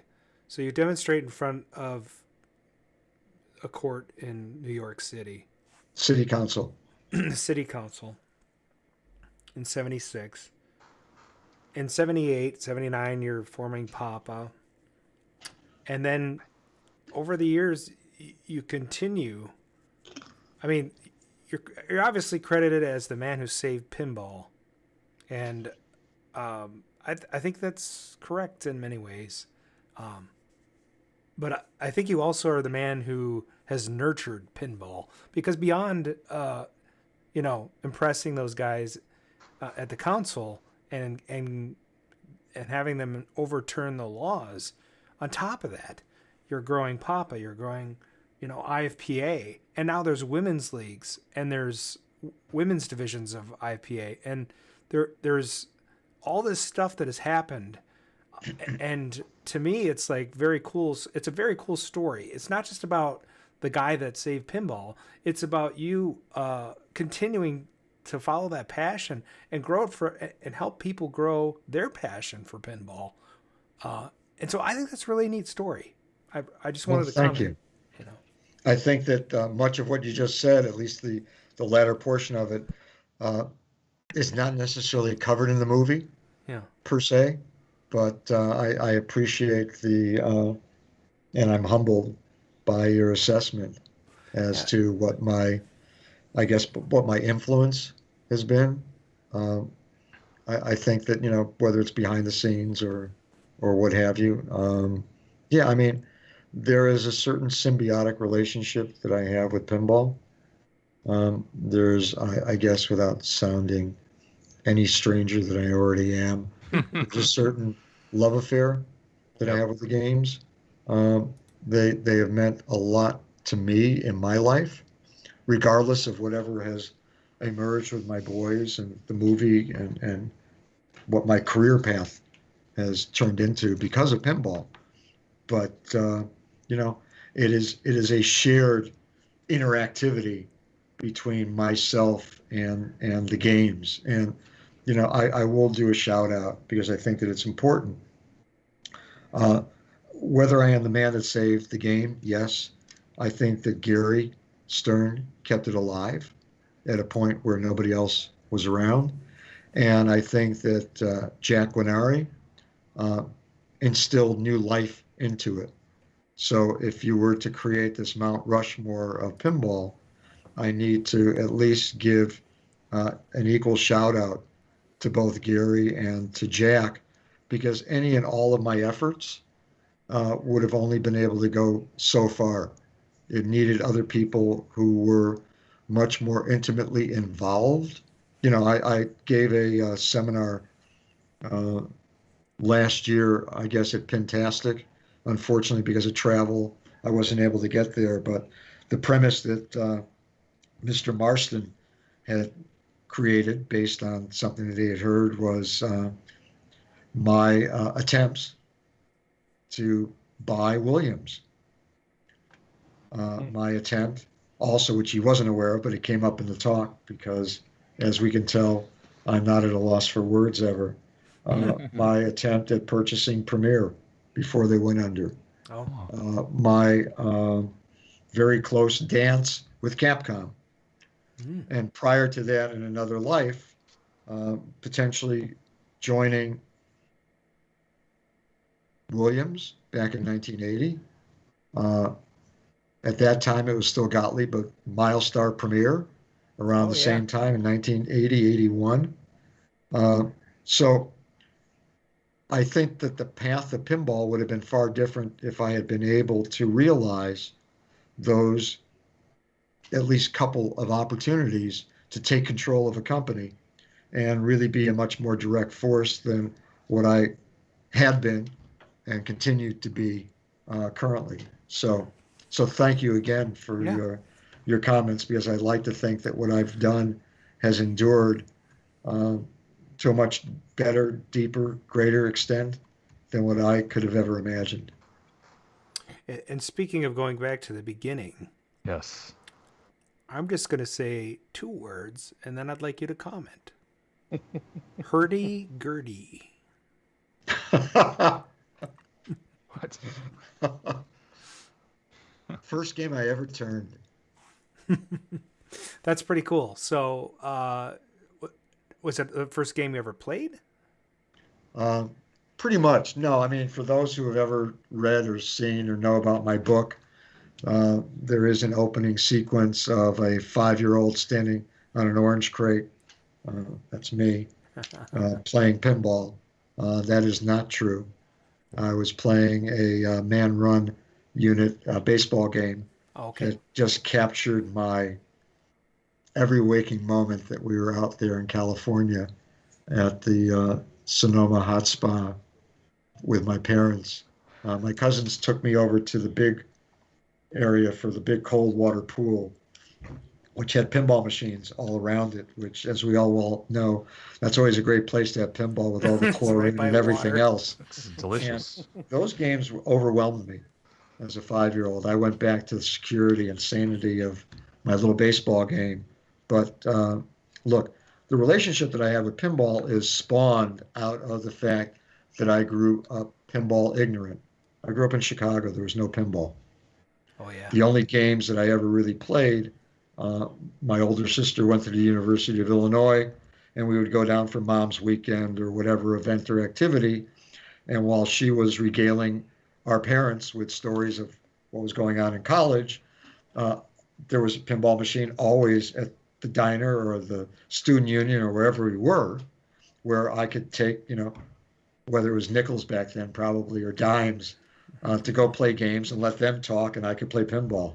So to answer your question, do I remember which game? No, I don't have a clue at all. But I will say that at Wisconsin, when I got there and discovered pinball at a place like the KK, the College Club, or the pub, or the Plaza, some places, the first two being places to go drink beer and play pinball. The Plaza had a bowling alley upstairs and a separate game room. Thank you. I noticed that. I'll let that go. Well, you don't know the bottle it came out of is quite a bit bigger. But I hear you. Continue, sir. But I started playing you're looking at an era of the mid-'60s, and the game that I remember the most was this game, Hurdy-Gurdy. And for those who may not know, it's the Add-A-Ball version of Central Park. And I was just horrific. I didn't know what to do. To bear with me for a moment and cut me off at any point in time after I've completely embarrassed myself by saying what I'm going to say and sharing what I'm going to share. But, you put in your dime. Maybe it was a quarter, 3 for a quarter, I don't know. Pull back the plunger and just start flipping. Now, literally, that was plunger back, flipping. Right. No aiming. The ball is still up there somewhere. Right, yeah. I've seen this happen. Like a crazy person. And, suddenly there's certain epiphanies that are going on where it was like, well, I don't start flipping until the ball gets close. Right. Because for anybody who knows the design of the game, with the targets on either side, the banks, and you have this area in the middle with the stand-ups, and you have a very interesting lane configuration, which is not a lane, but the bottom of the game with the interior lanes and the posts and whatever, and the flippers. Is like, okay, oh, now I can start. Oh, darn, oh. And then another little light bulb goes off, or maybe a part of my brain winds up shutting down. I don't have to start flipping until it's to the left side. I can just flip the left flipper. I can just flip the right. Didn't mean that I was any better. Right. I still didn't know what I was doing. I still had no control. And as I have recounted, and I won't give it away, but let's just assume that this might be a scene in the movie. I wound up watching a fraternity brother. Place was Burgerville on State Street, across from the Brat House, for those who are familiar with Madison, Wisconsin. Back then, at least. He was playing cowpoke. He had a hamburger, French fries, soda, and a cigarette.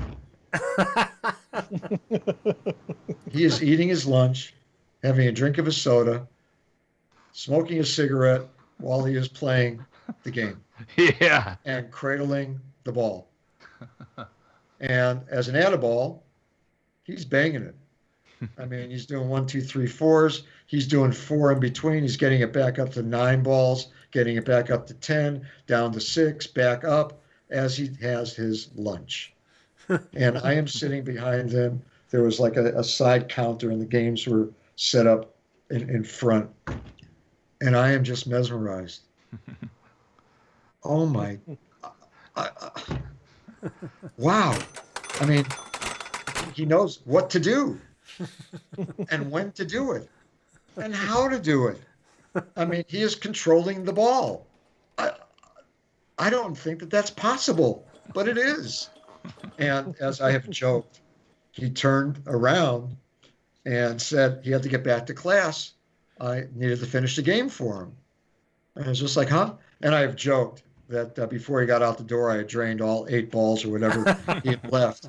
I think he was able to at least get down State Street, maybe to the foot of Bascom Hill, a couple of blocks. I'm just saying, but that got me. It grabbed me totally. And I remember going back to the game that I had played the most. I had not played cowpoke all that much. Sure. Again, just given what the nature of the game was, it's like, are you kidding? These 2 little targets and this little setup in the middle, and they're going to spin.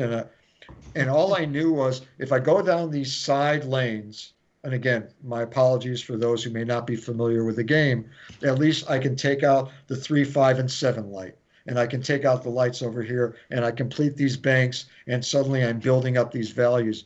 All of these things that had always been there that I had no intimate relationship with, understanding of, suddenly it was like somebody peeling back the curtain, and it was like, oh, wow. All right, so instead of randomly flipping, I can start to aim to get that one target that needs to get hit. And those two targets, I mean, it all kind of coalesced. And I started working on my, in quotes, skills and ability to not only control the ball, but to anticipate. Where is it going to go? Down to the point, and I know this is going to sound even more bizarre when I say it, I admit it, to know the spin and the speed of the ball, the reflection of the light, and how it shined on it, to know and expect how I'm going to react to it when it comes down to the flipper, and not necessarily doing a Schatz or whatever else people are calling these things these days, but knowing I can bounce it off and come over, back over here. I can do these backhands. I can go left to right, right to left. I can go right to right, left to left. I can manipulate and do this any way that I want. And that empowerment was incredible. It gave me a new appreciation of the games. It allowed me to go back and play cowpoke in a totally different way. And other games from that era, like majorettes and others, where it was like, damn, yes, I am the master of my own fate. So hurdy-gurdy, that was the game since I started on it, and it became my learning tool and device. I got to cycle this. Yeah. I got to get this back to zero. I am going to do it, and it became a challenge for me, and I was finally able to do it. So not the first game I ever played, but the first game I ever turned. Sorry for the long-winded answer. No, I love it. Yeah, it's great. It's great. I had a quick question for you on that. Sure. I used to play soccer, and I noticed after a while that I would, during the daytime, be able to see the spin of the ball. I was a goalie, and anticipate where it was curving, what it was doing. At night, I couldn't see a thing. Like, I couldn't do the same thing, and I was terrible at tracking the spin at night. Have you noticed with new pinball machines so traditional incandescents will stay lit, whereas you do actually have like a 30 hertz or a 60 hertz pulse of the LEDs, you shouldn't be able to really see it. But have you noticed a difference in how you perceive the ball and the movement on the play field between those old machines that are incandescent and the new ones? Absolutely. And I think part of the problem is all the flashers that have been done, all the special effects that have been weaved into games where you hit something and suddenly things are exploding. Specifically in multi-ball, where it's like, that's a time where you'd like the player to actually enjoy what they've accomplished, and instead you wind up further distracting them so that they don't play multi-ball that long, which is why the skilled players learned how to cradle and play one-ball multi-ball, keeping 2 or 3 balls on one flipper. They basically took out whatever that intangible feeling of excellence used to be by the player to get multi-ball, and it's like, oh, wow.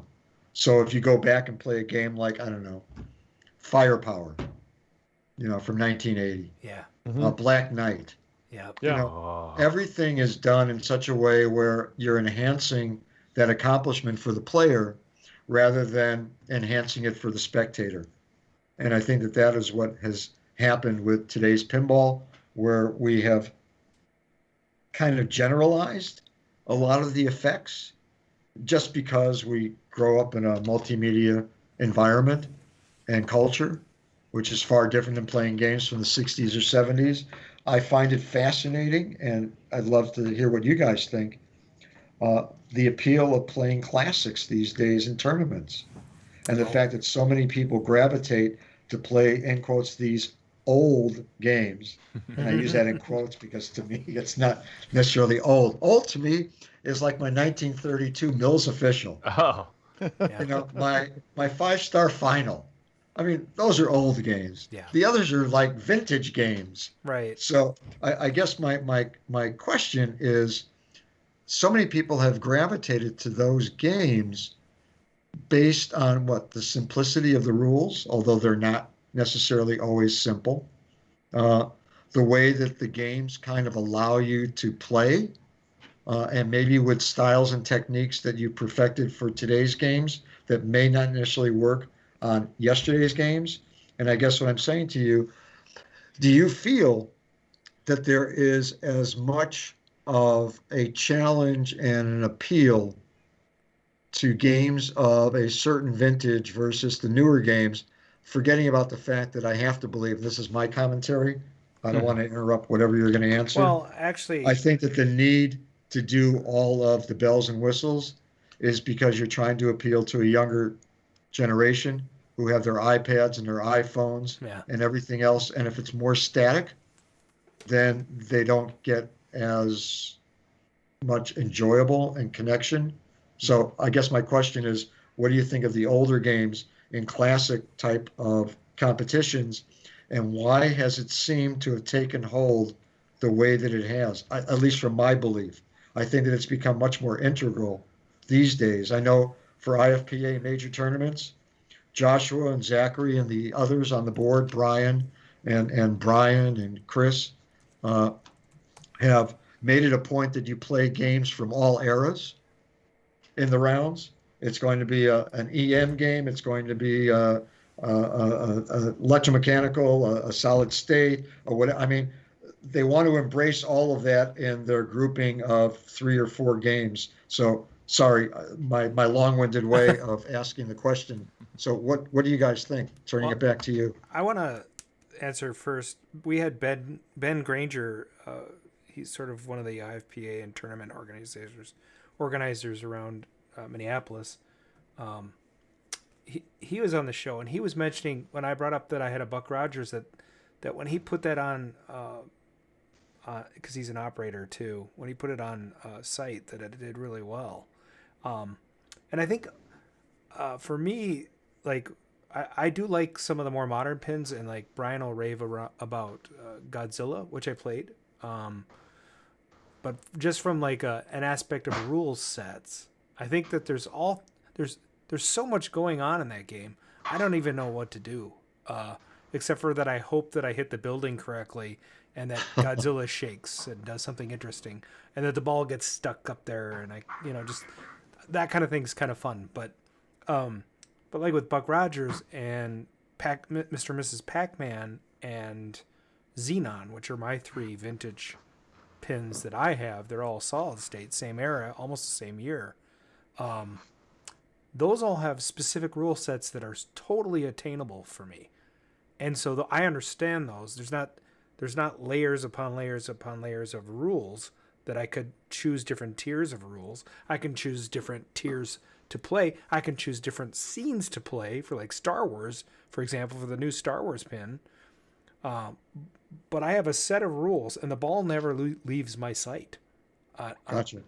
So one of the things I really like about my old pins is that I know exactly what the rules are and where I can score and how I can get the maze to activate and how I can get extra bonus points in Buck Rogers by dropping all the, hitting all the lanes and then dropping all the targets and hitting the ball assist to have it do the multiplier, and have the machine do crazy things.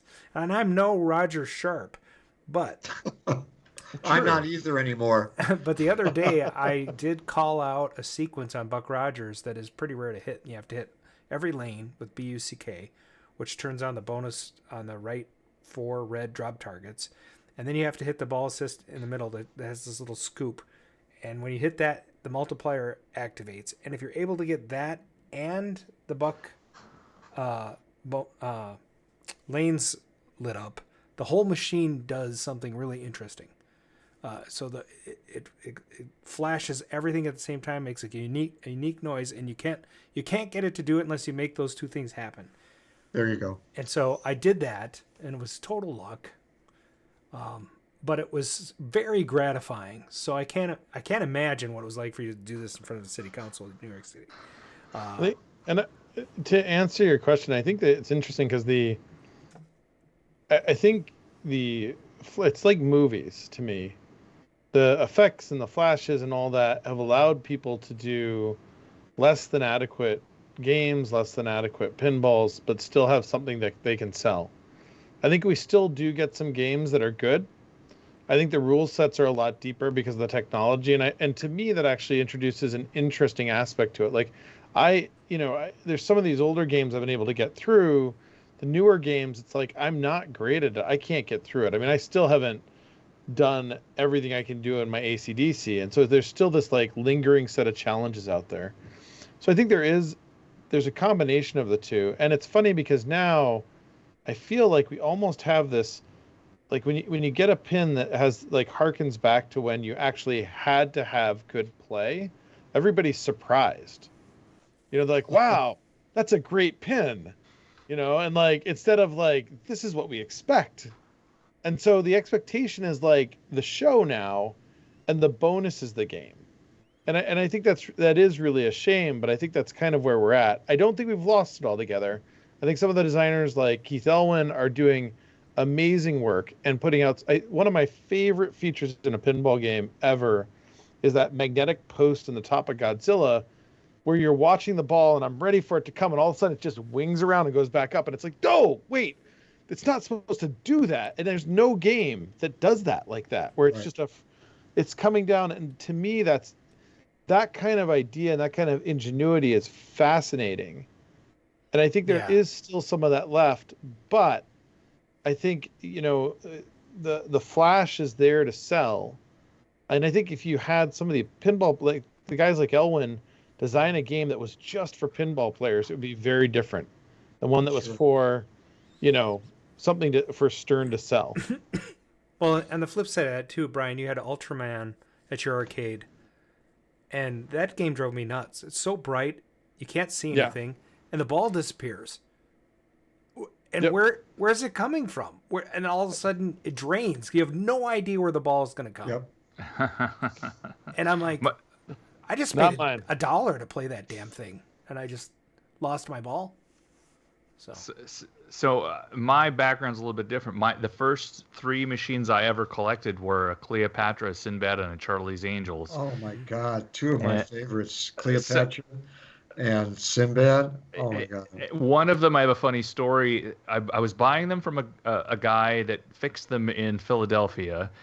And now, do you have the solid state versions or the I think the Sinbad was still the electromechanical, where it didn't have the digital display.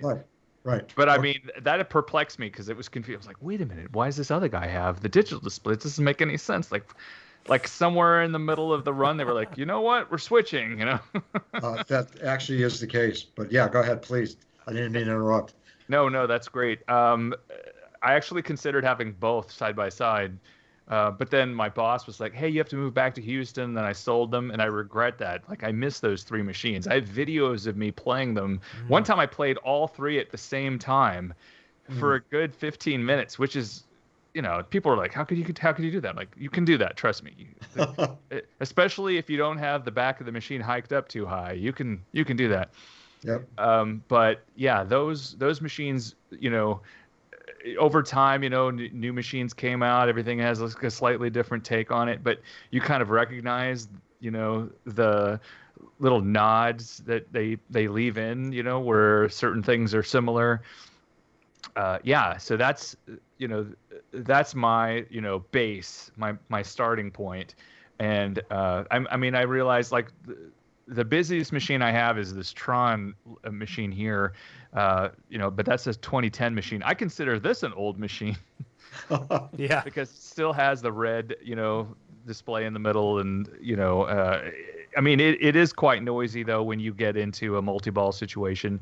But yes, cradling balls in a multi-ball and just basically trying to never let the multi-ball end. Oh, I guess Back to the Future has its. It has its track sequence on, but that the multi-ball is really something you kind of fight against. And I'm like, I'm gonna still play regular pinball while this is going on. Yeah. Well, but that becomes the objective these days, and I think, Brian, to the point that you made in regard to not having gotten through AC/DC and such, I think that the philosophy tends to become a practical business matter. if the majority of your marketplace is home and you need to justify the purchase so that someone does not, in quotes, finish the game within their lifetime, where now they're bored and it's like, okay, fine, which may have happened on an old Sega Genesis cartridge or a Nintendo cartridge, and suddenly as a child you're asking your parents for another game. I just bought you that last week. Yeah, but I'm done with it. I think a lot of the collectors today probably grew up in that mindset and want to make sure if they have family members who may play, or if they are players, what they don't want to do is ever get through the game. Yeah. So if it's open-ended, as all games used to be, truthfully, even the older games were still open-ended. It was just a question of the score. Can I keep on going? I've now completed everything that I needed to complete. Yes, but. And the only difference back then was that you had add-a-ball games versus replay games. And replay games tended to be a little bit more finite in regard to, can I stack extra balls? I'll only get one or two. How are those settings going to be to get to a certain point? The part that I find fascinating is the interest, desire potentially for remakes. What Doug Duba and his team have done, bringing back some of the older, Williams and Bally games, Fathom coming back through Haggis and others, where it's like, wow, really? People really want that, obviously. I like an Addams Family, and I would like to not have to pay, $12,000 for it. Well, but even regardless of the price, the point I was going to make is, I've watched some streams and things, and have talked to my sons a little bit. Games that were not overly successful years ago, Alien Star, suddenly become this phenomenon on the tournament circuit. Oh my God, and it's these rules. And if you do this, and will he make the spinner in time? He has to finish off the time. I mean, we never liked that game because it was so out of balance. But then you see a company with the help of Joe Kamenkow, a legend, truthfully, say, well, there's something to be said about Sea Witch. Let's just bring it back, update it, modify it a little bit. Boom. I mean, there's been rumors never ending whether or not Quicksilver is going to come back in some type of new shape and iteration. I mean, you're looking at games from an era now potentially propped up with some new wonderful effects, some new rules, maybe a couple of little mechanical tweaks. And suddenly you may have some things where it's going to be a review of the classic periods of time for pinball. I guess that's, what I would suggest as being a possibility. Yeah. The cult classics. You never knew, they weren't popular at the time, but then they become like, the Wizard of Oz, basically. Not the pin, but yeah, my sons would love to see Cyclops be made again. Oh, yeah. It's like, okay, fine. Thank you very much. It's kind of funny because in arcade games, usually the super rare games are the ones that did terribly, and they're the ones that got thrown out by the operators or converted. So they were destroyed, converted, whatever. They were trashed. There's so few cabinets left, and then everybody goes, "Oh wait, I want that one." Yeah. And some of them are good. Some of them have good gameplay, but the reality is most of them don't have great gameplay. I mean, there's a reason why they weren't successful. Yeah, no, truthfully. And for whatever reason, some of them just got cut off. Timing was bad. I'm not suggesting that Alien Star was not a challenging and compelling game for its time, but it wasn't something that necessarily stood the test of time the way that I propped my little body up when you talked about Cleopatra and Sinbad. I mean, if I see those at an event, trust me, that's one of the first games I will go to. Nice. Yep. Without question. And God willing, let's hope that it plays halfway decently okay. Yeah. And the same thing, I will interject. God, yes, if I see a cowpoke or a buckaroo or a hurdy-gurdy or a Central Park, yes, I am there like white on rice. Cleopatra and Sinbad were also System 1 Gottliebs, were they not? Yes. Yep. Okay. Yeah. Speaking of pinball, I won one of those. The guy had these fancy effects on his eBay, auction, and it broke the page. Nobody could actually bid on the game because he had added some script to the page that caused you not to be able to bid. But I'm a programmer, so I created a copy and fixed the script. So I was the only person bidding on it, and I got it for $250. This was the I love it. This was the Cleopatra. Oh, that's funny. And he was like, "Man, I thought it would make more money, but whatever." So it was a brutal game. So we've been talking about pinball design, and we've been kind of talking about what makes a good pinball machine. Yes. But let's talk about your pinball designs. You have Stingray, Sharpshooter, Old Coney Island. Nope, not Old Coney Island. Sorry. Oh, no? Not you. That I will absolutely say I did not want Game Plan to do. I didn't think it was the right thing to do as a second game, let alone any game. So no. Okay, scratching that off the list. Did you have anything to do with Baracora? Absolutely. Okay, Sharpshooter 2. Yep. And Cyclops? Yep. Or is that Cyclopes? Cyclops. Yeah, Cyclops. Somebody did a little typo there. And Global Warfare. Global Warfare. Okay. Now, I saw you in front of a set of pinball machines that had not only a horizontal playfield, but a vertical playfield. What were those? Bonsai Run probably would be the one that comes instantly to mind from 1988. Yeah. Pat Lawler and Larry DeMar, co-creators. Okay. Actually, the first real game that I had a chance. Well, I worked on a little bit with Taxi, but the first real game that I kind of set the stage for the kind of brochures I wanted to do and other types of promotional activities with Williams, and it gave Pat entree into Williams at the time, and followed it with Earthshaker and Whirlwind. I mean, really classic games, forgetting about Addams Family and Twilight Zone for the moment.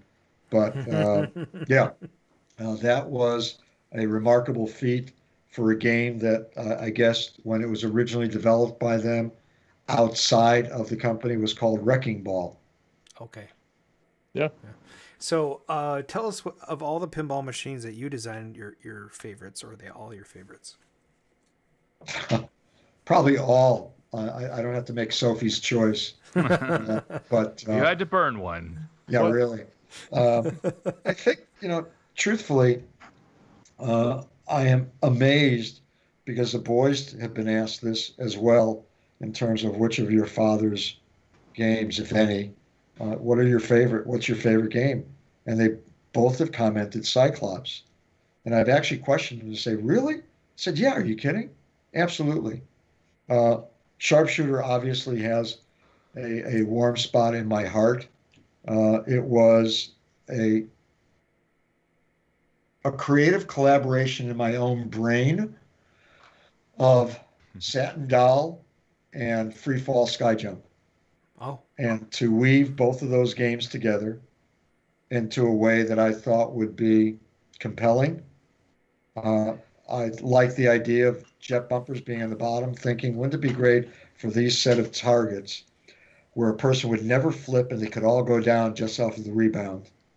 And whatever the depth of rules could be back then, there were some limitations. Baracora was originally Las Vegas that Steve and I worked on collaboratively. We actually had a spinning roulette wheel underneath the playfield, and that kind of got shot to hell. I was amazed and surprised when I came in to visit, and Steve Kordak took me into the plant, and down the row of games, I see this very strange head, like with fish and things coming out. And back up, I couldn't even pronounce what it was, and I remember looking at it as I got closer, and it was just like, hey, that's our game. What the heck? Oh, yeah. We're going to be building this. And it took 2 years for the game to come out, unfortunately, which meant that it really never got its place in the sun. Okay. It was supposed to be out. It was supposed to be the game that followed Black Knight. Oh. And I think the success of Black Knight meant that Mike Stroll turned all his attention thinking that all games needed to be double level play fields. Oh. So we got kicked to the curb for a couple of years. Unfortunately, I still believe that Baracora, if it had come out when it was supposed to, taking nothing away from any of my dear friends at Bally, I think that it would have been a much more inviting, challenging, and successful game than 8-Ball Deluxe. Oh. Because 8-Ball Deluxe came out as the first game to break the mold, taking nothing away from Xenon. Now, we just talked about that before, but it became the first single-level pinball machine at that time. And I think if Baracora had been the rightful place with the rules that we had set up, the layout that we had, I think that it would have endured. So taking it down that path, I think that probably Cyclops was the one that I liked the most and was more disappointed. And there's a lot of story to that I won't belabor here, but it had a real chance and a real shot to do something. Global Warfare, I never had a chance to really complete. And Wendell McAdams, I remember meeting up with him because somebody had told me, I think it was Gary Flower, who said that he knew somebody in Ohio who had 2 Global Warfares. And I said, no, they were never built. And I wound up buying one. Whoa. And I was never told that it had ever been built and found that there had been 10 made. At the time, Wendell said there was only 4. Nice. And then it grew to 10.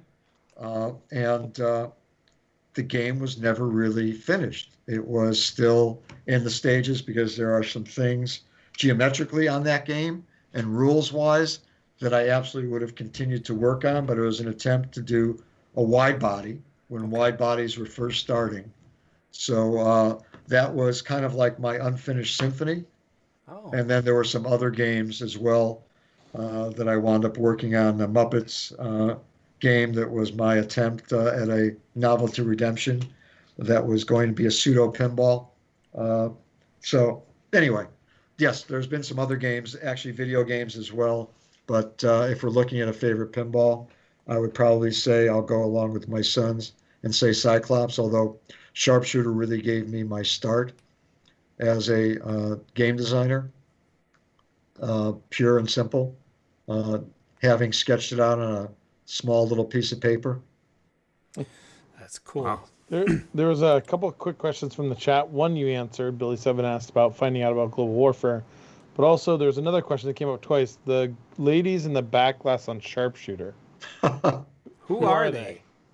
The woman on my right leg is my wife Ellen, whose hand is further up my thigh with the curly hair. The woman on my left is Marilyn Goldboss, the wife of the president of Game Plan, Lee Goldboss. That was Marilyn. His daughter is Lauren, is the girl on the steps to the, if you're looking at the game, to my left with the cat. That was their cat. Mike Abrams, who is the vice president of the company, is sitting on the rocking chair. Z's Cafe is my homage to my dear friend Steve, because when he was growing up playing basketball, everybody used to call him Z. So it was like Z's Cafe instead of, it couldn't be the Broadway arcade up there. What people don't know in terms of the artwork, given the question, so I'll embellish just a little bit. I drove George Malenton crazy, who was the artist. I wanted something that was as seamless in 3 dimensions as it could be, meaning that if you were to lay down everything flat, playfield, backglass, plastics, and everything else, the perspective would be, and this is my ode to High Noon, I have just drawn on the fellow who has fallen over. The girls have come out to say, all right, you're still alive, a la Gary Cooper. And the horses and everything on the plastic are all geared looking up toward me. That was the perspective that I wanted, because nobody had ever done anything thematically like that. Most people always assume that the guy falling down on the playfield is me. or not me, it's just the guy on the back glass. And it's like, no, there is a story that is going on here, even to the extent, and I said I drove George crazy, bless his heart.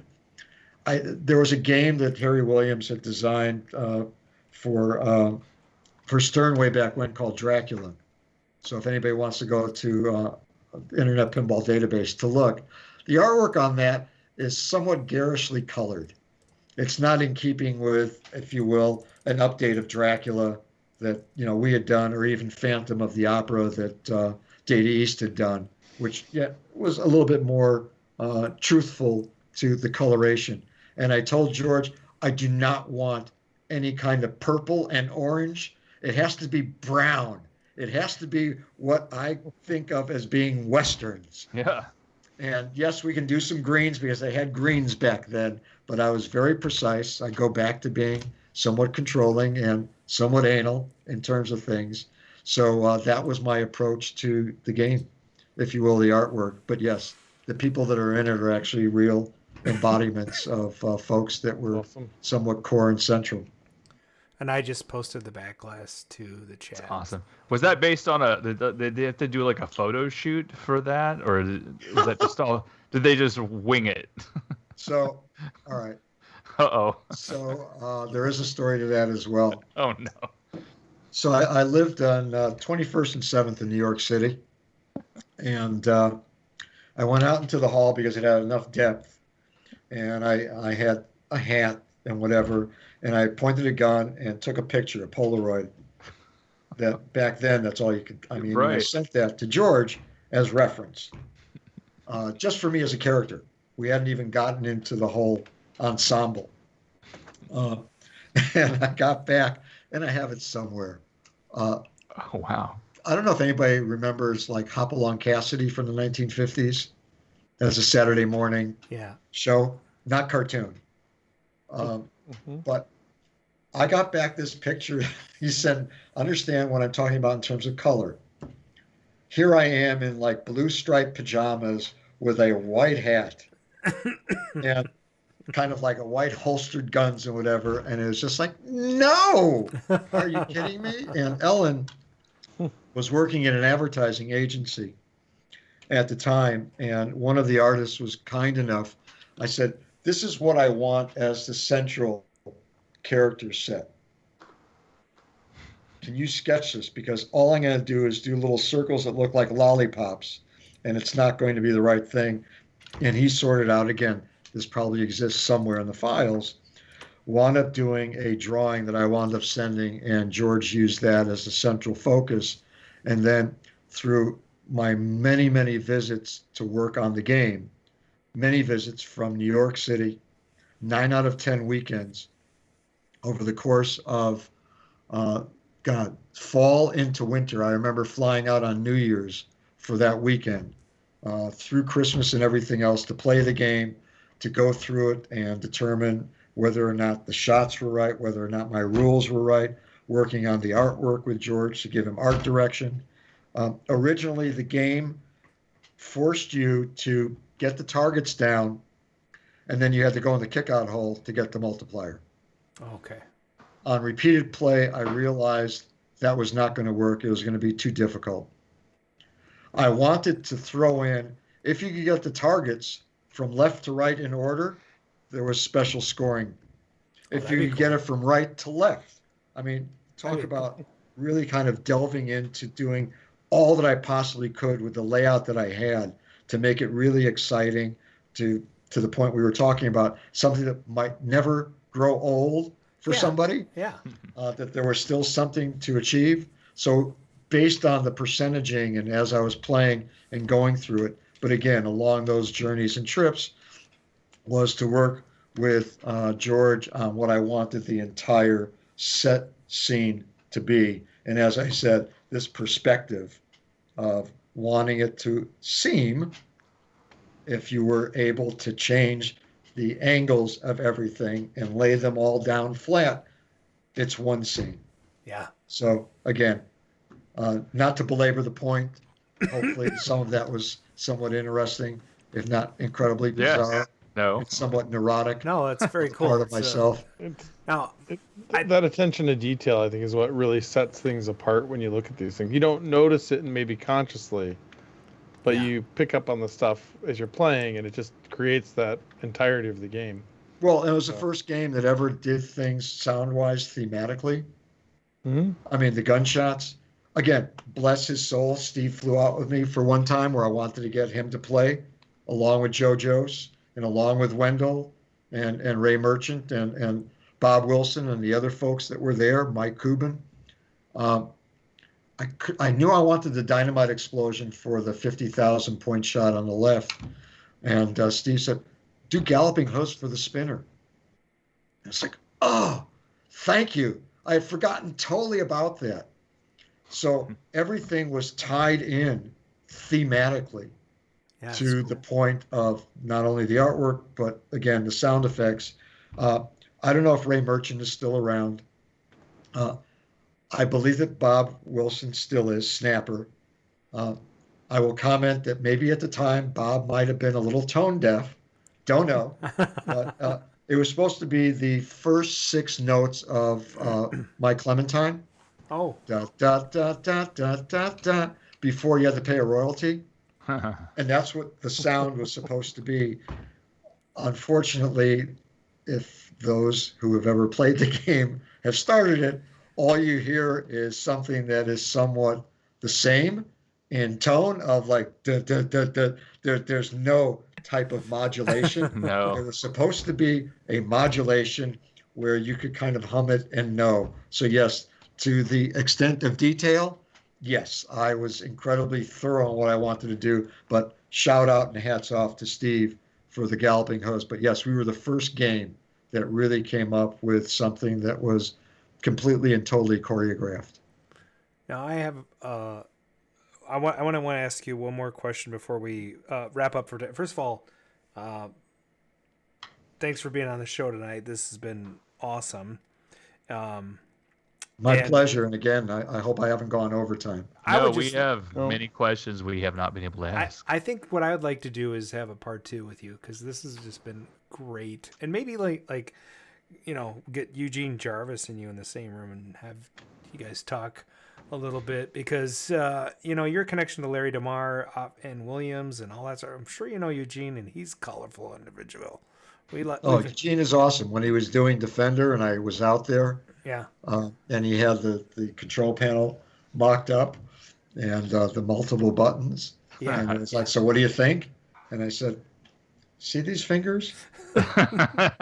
This is for typing. This is for pinball. Yeah. This is like maybe for video, but not all of these things at once, Eugene. No, Eugene is a very dear friend, obviously, with Raw Thrills. I've done a lot of work on their behalf over the years. And as I said before, my son Josh is the CFO there. So that's pretty awesome. Yeah. Maybe get Josh in the mix too. So my question is, and then we'll wrap it up for tonight, is you've talked a little bit about some of the pinball machines in your collection. I was just wondering if you might divulge what you've got in your own man cave. Right. Wow. Well, the man cave is really like the entire house. Yes. So, yeah. Welcome to my world. Welcome to everybody's homes. So let's start with both Josh and Zach had 2 pinball machines in their bedroom. Okay. Nice. When both finally left the nest, Ellen demanded to have one room for herself. Okay, fair enough. That one room for herself was Josh's old bedroom. So the way I rearranged everything, we have Jack in the Box, Fast Break, Addams Family, and Twilight Zone in what used to be Zach's bedroom. So again, 2 of those were with Josh, 2 were with Zach. Yeah. In the dining room, there is a Mills official from 1932. Oh, cool. And 5-star finals downstairs. This is Airway that is up here. Nice. In the living room, because everybody needs to have pinball machines in a living room. Well, yeah. There is a special one-of-a-kind edition of a Peter Max artwork pinbot that we purchased as a company to benefit a charity back during one of the Papa tournaments. Neil Nicastro wanted to throw it out, and I said, "Are you kidding? I will take it." So it resides here along with Medieval Madness is a remake. Episode 1, not necessarily a favorite game of mine. There's a whole story to be told with that, but very nice to have it. Pirates of the Caribbean, the first one, because I worked on that for Stern. Cool. Monster Bash. Oh, yeah. That I worked on. NASCAR, which I worked on. Oh, wow. Star Trek, which Next Generation, which I worked on. Let's see. We go downstairs then into the game room. To the game room. God, we have Stingray, we have Funland, the old Gottlieb game. We have Cyclops, Sharpshooter, Global Warfare. There's a backup scrap Stingray just for parts and things. Buckaroo, not Cowpoke. Black Knight 2000, Evel Knievel, Flash, Sharpshooter 2. I know I'm missing something. I have 23 games. Wow. And 5 antiques. Nice. That is fantastic. And then I have an arcade game that I designed that I thought I could fit into the house and can't. No. It's in the garage, my Scooby-Doo. And then Josh has my Hot Wheels and my Hobbit. So they're being babysat elsewhere. Nice. So that's my collection. That's fantastic. That's awesome. Thank you for sharing that with us. All right, so what we normally do, don't hang up. Just wait till we get through this back. I'm gonna let the guys do an outro because I actually have a meeting with Tato in Japan. Oh. That I need to jump on. So Roger, it was amazing. Thank you. Brian, it was a pleasure. Truthfully. Please come back. I will leave you with one thing. You need to go onto YouTube and look up Diaper Pinball. What? Diaper Pinball. That's my son at 18 months old playing Whirlwind. And there is a follow-up, Toddler Pinball, where he's 2.5 playing Twilight Zone. I love it. I will leave you with that. I can't tell you how much I appreciate all you've done for pinball, and you coming on the show is amazing. So Thank you so much. Well, and before you sign off, yes. When we were living in New York and the boys were first born, for those who might be familiar with Evel Knievel, yes, that's how Josh used to go to sleep. I'd put on the games and he would watch the lights. Oh my God. That's amazing. I love it. I love the fact that your son, I will absolutely check out Diaper Pinball. So I have an affinity for that in terms of my own personal life. So well done, sir. He turned on the pinball. He knew how to coin it up. I mean, it was great. Same with my grandsons these days. Trust me, and my granddaughter. Yep. That's awesome. All right. Thank you so much. And I'll let these guys sign out. Yes, we will do our little outro. Yeah, stick with us. We'll give you a proper send-off when we're off the air. So we're just gonna do our little thing here, and then we're gonna use this new music again. What do you think, Mark? I'm ready. Yeah, and I've set up the outro notes. That's ready great. to go. Well, this has been the Double R's, and we appreciate you guys all tuning in to this arcade radio thing. Check out our website, RcadeRadio.com, for all of our social media and swag links. Yes. You'll be fine. I still have lingering COVID cough. Oh yeah, it took me a month to get over it. So anyway, call and leave us comments, just like the Bobby Z at 612-548-GAME. That's 4263. Are you enjoying the show? Get some swag over at arcaderadio.creator-spring.com or support our Patreon at patreon.com/arcaderadio. Oh, speaking of subscribing and stuff, you can subscribe to our Twitch channel, follow us. If Love you it. follow us, you don't have to pay anything. It's just free. You can just follow us, and then you get this notification when we're streaming. That's Right. twitch.com/RcadeRadio. If you like what you're hearing, consider dropping a 5-star review, please. This reminds me, I was going to ask Roger about his top 5 mustaches and if they were 5 stars or not. We'll do that when we come back. Drop a 5-star review on Anchor, iTunes, Spotify, or wherever you consume our podcast. Yeah, so that's going to be tonight's show. From all of us here at Arcade Radio, we hope you had a blast, and we'll see you on the next episode.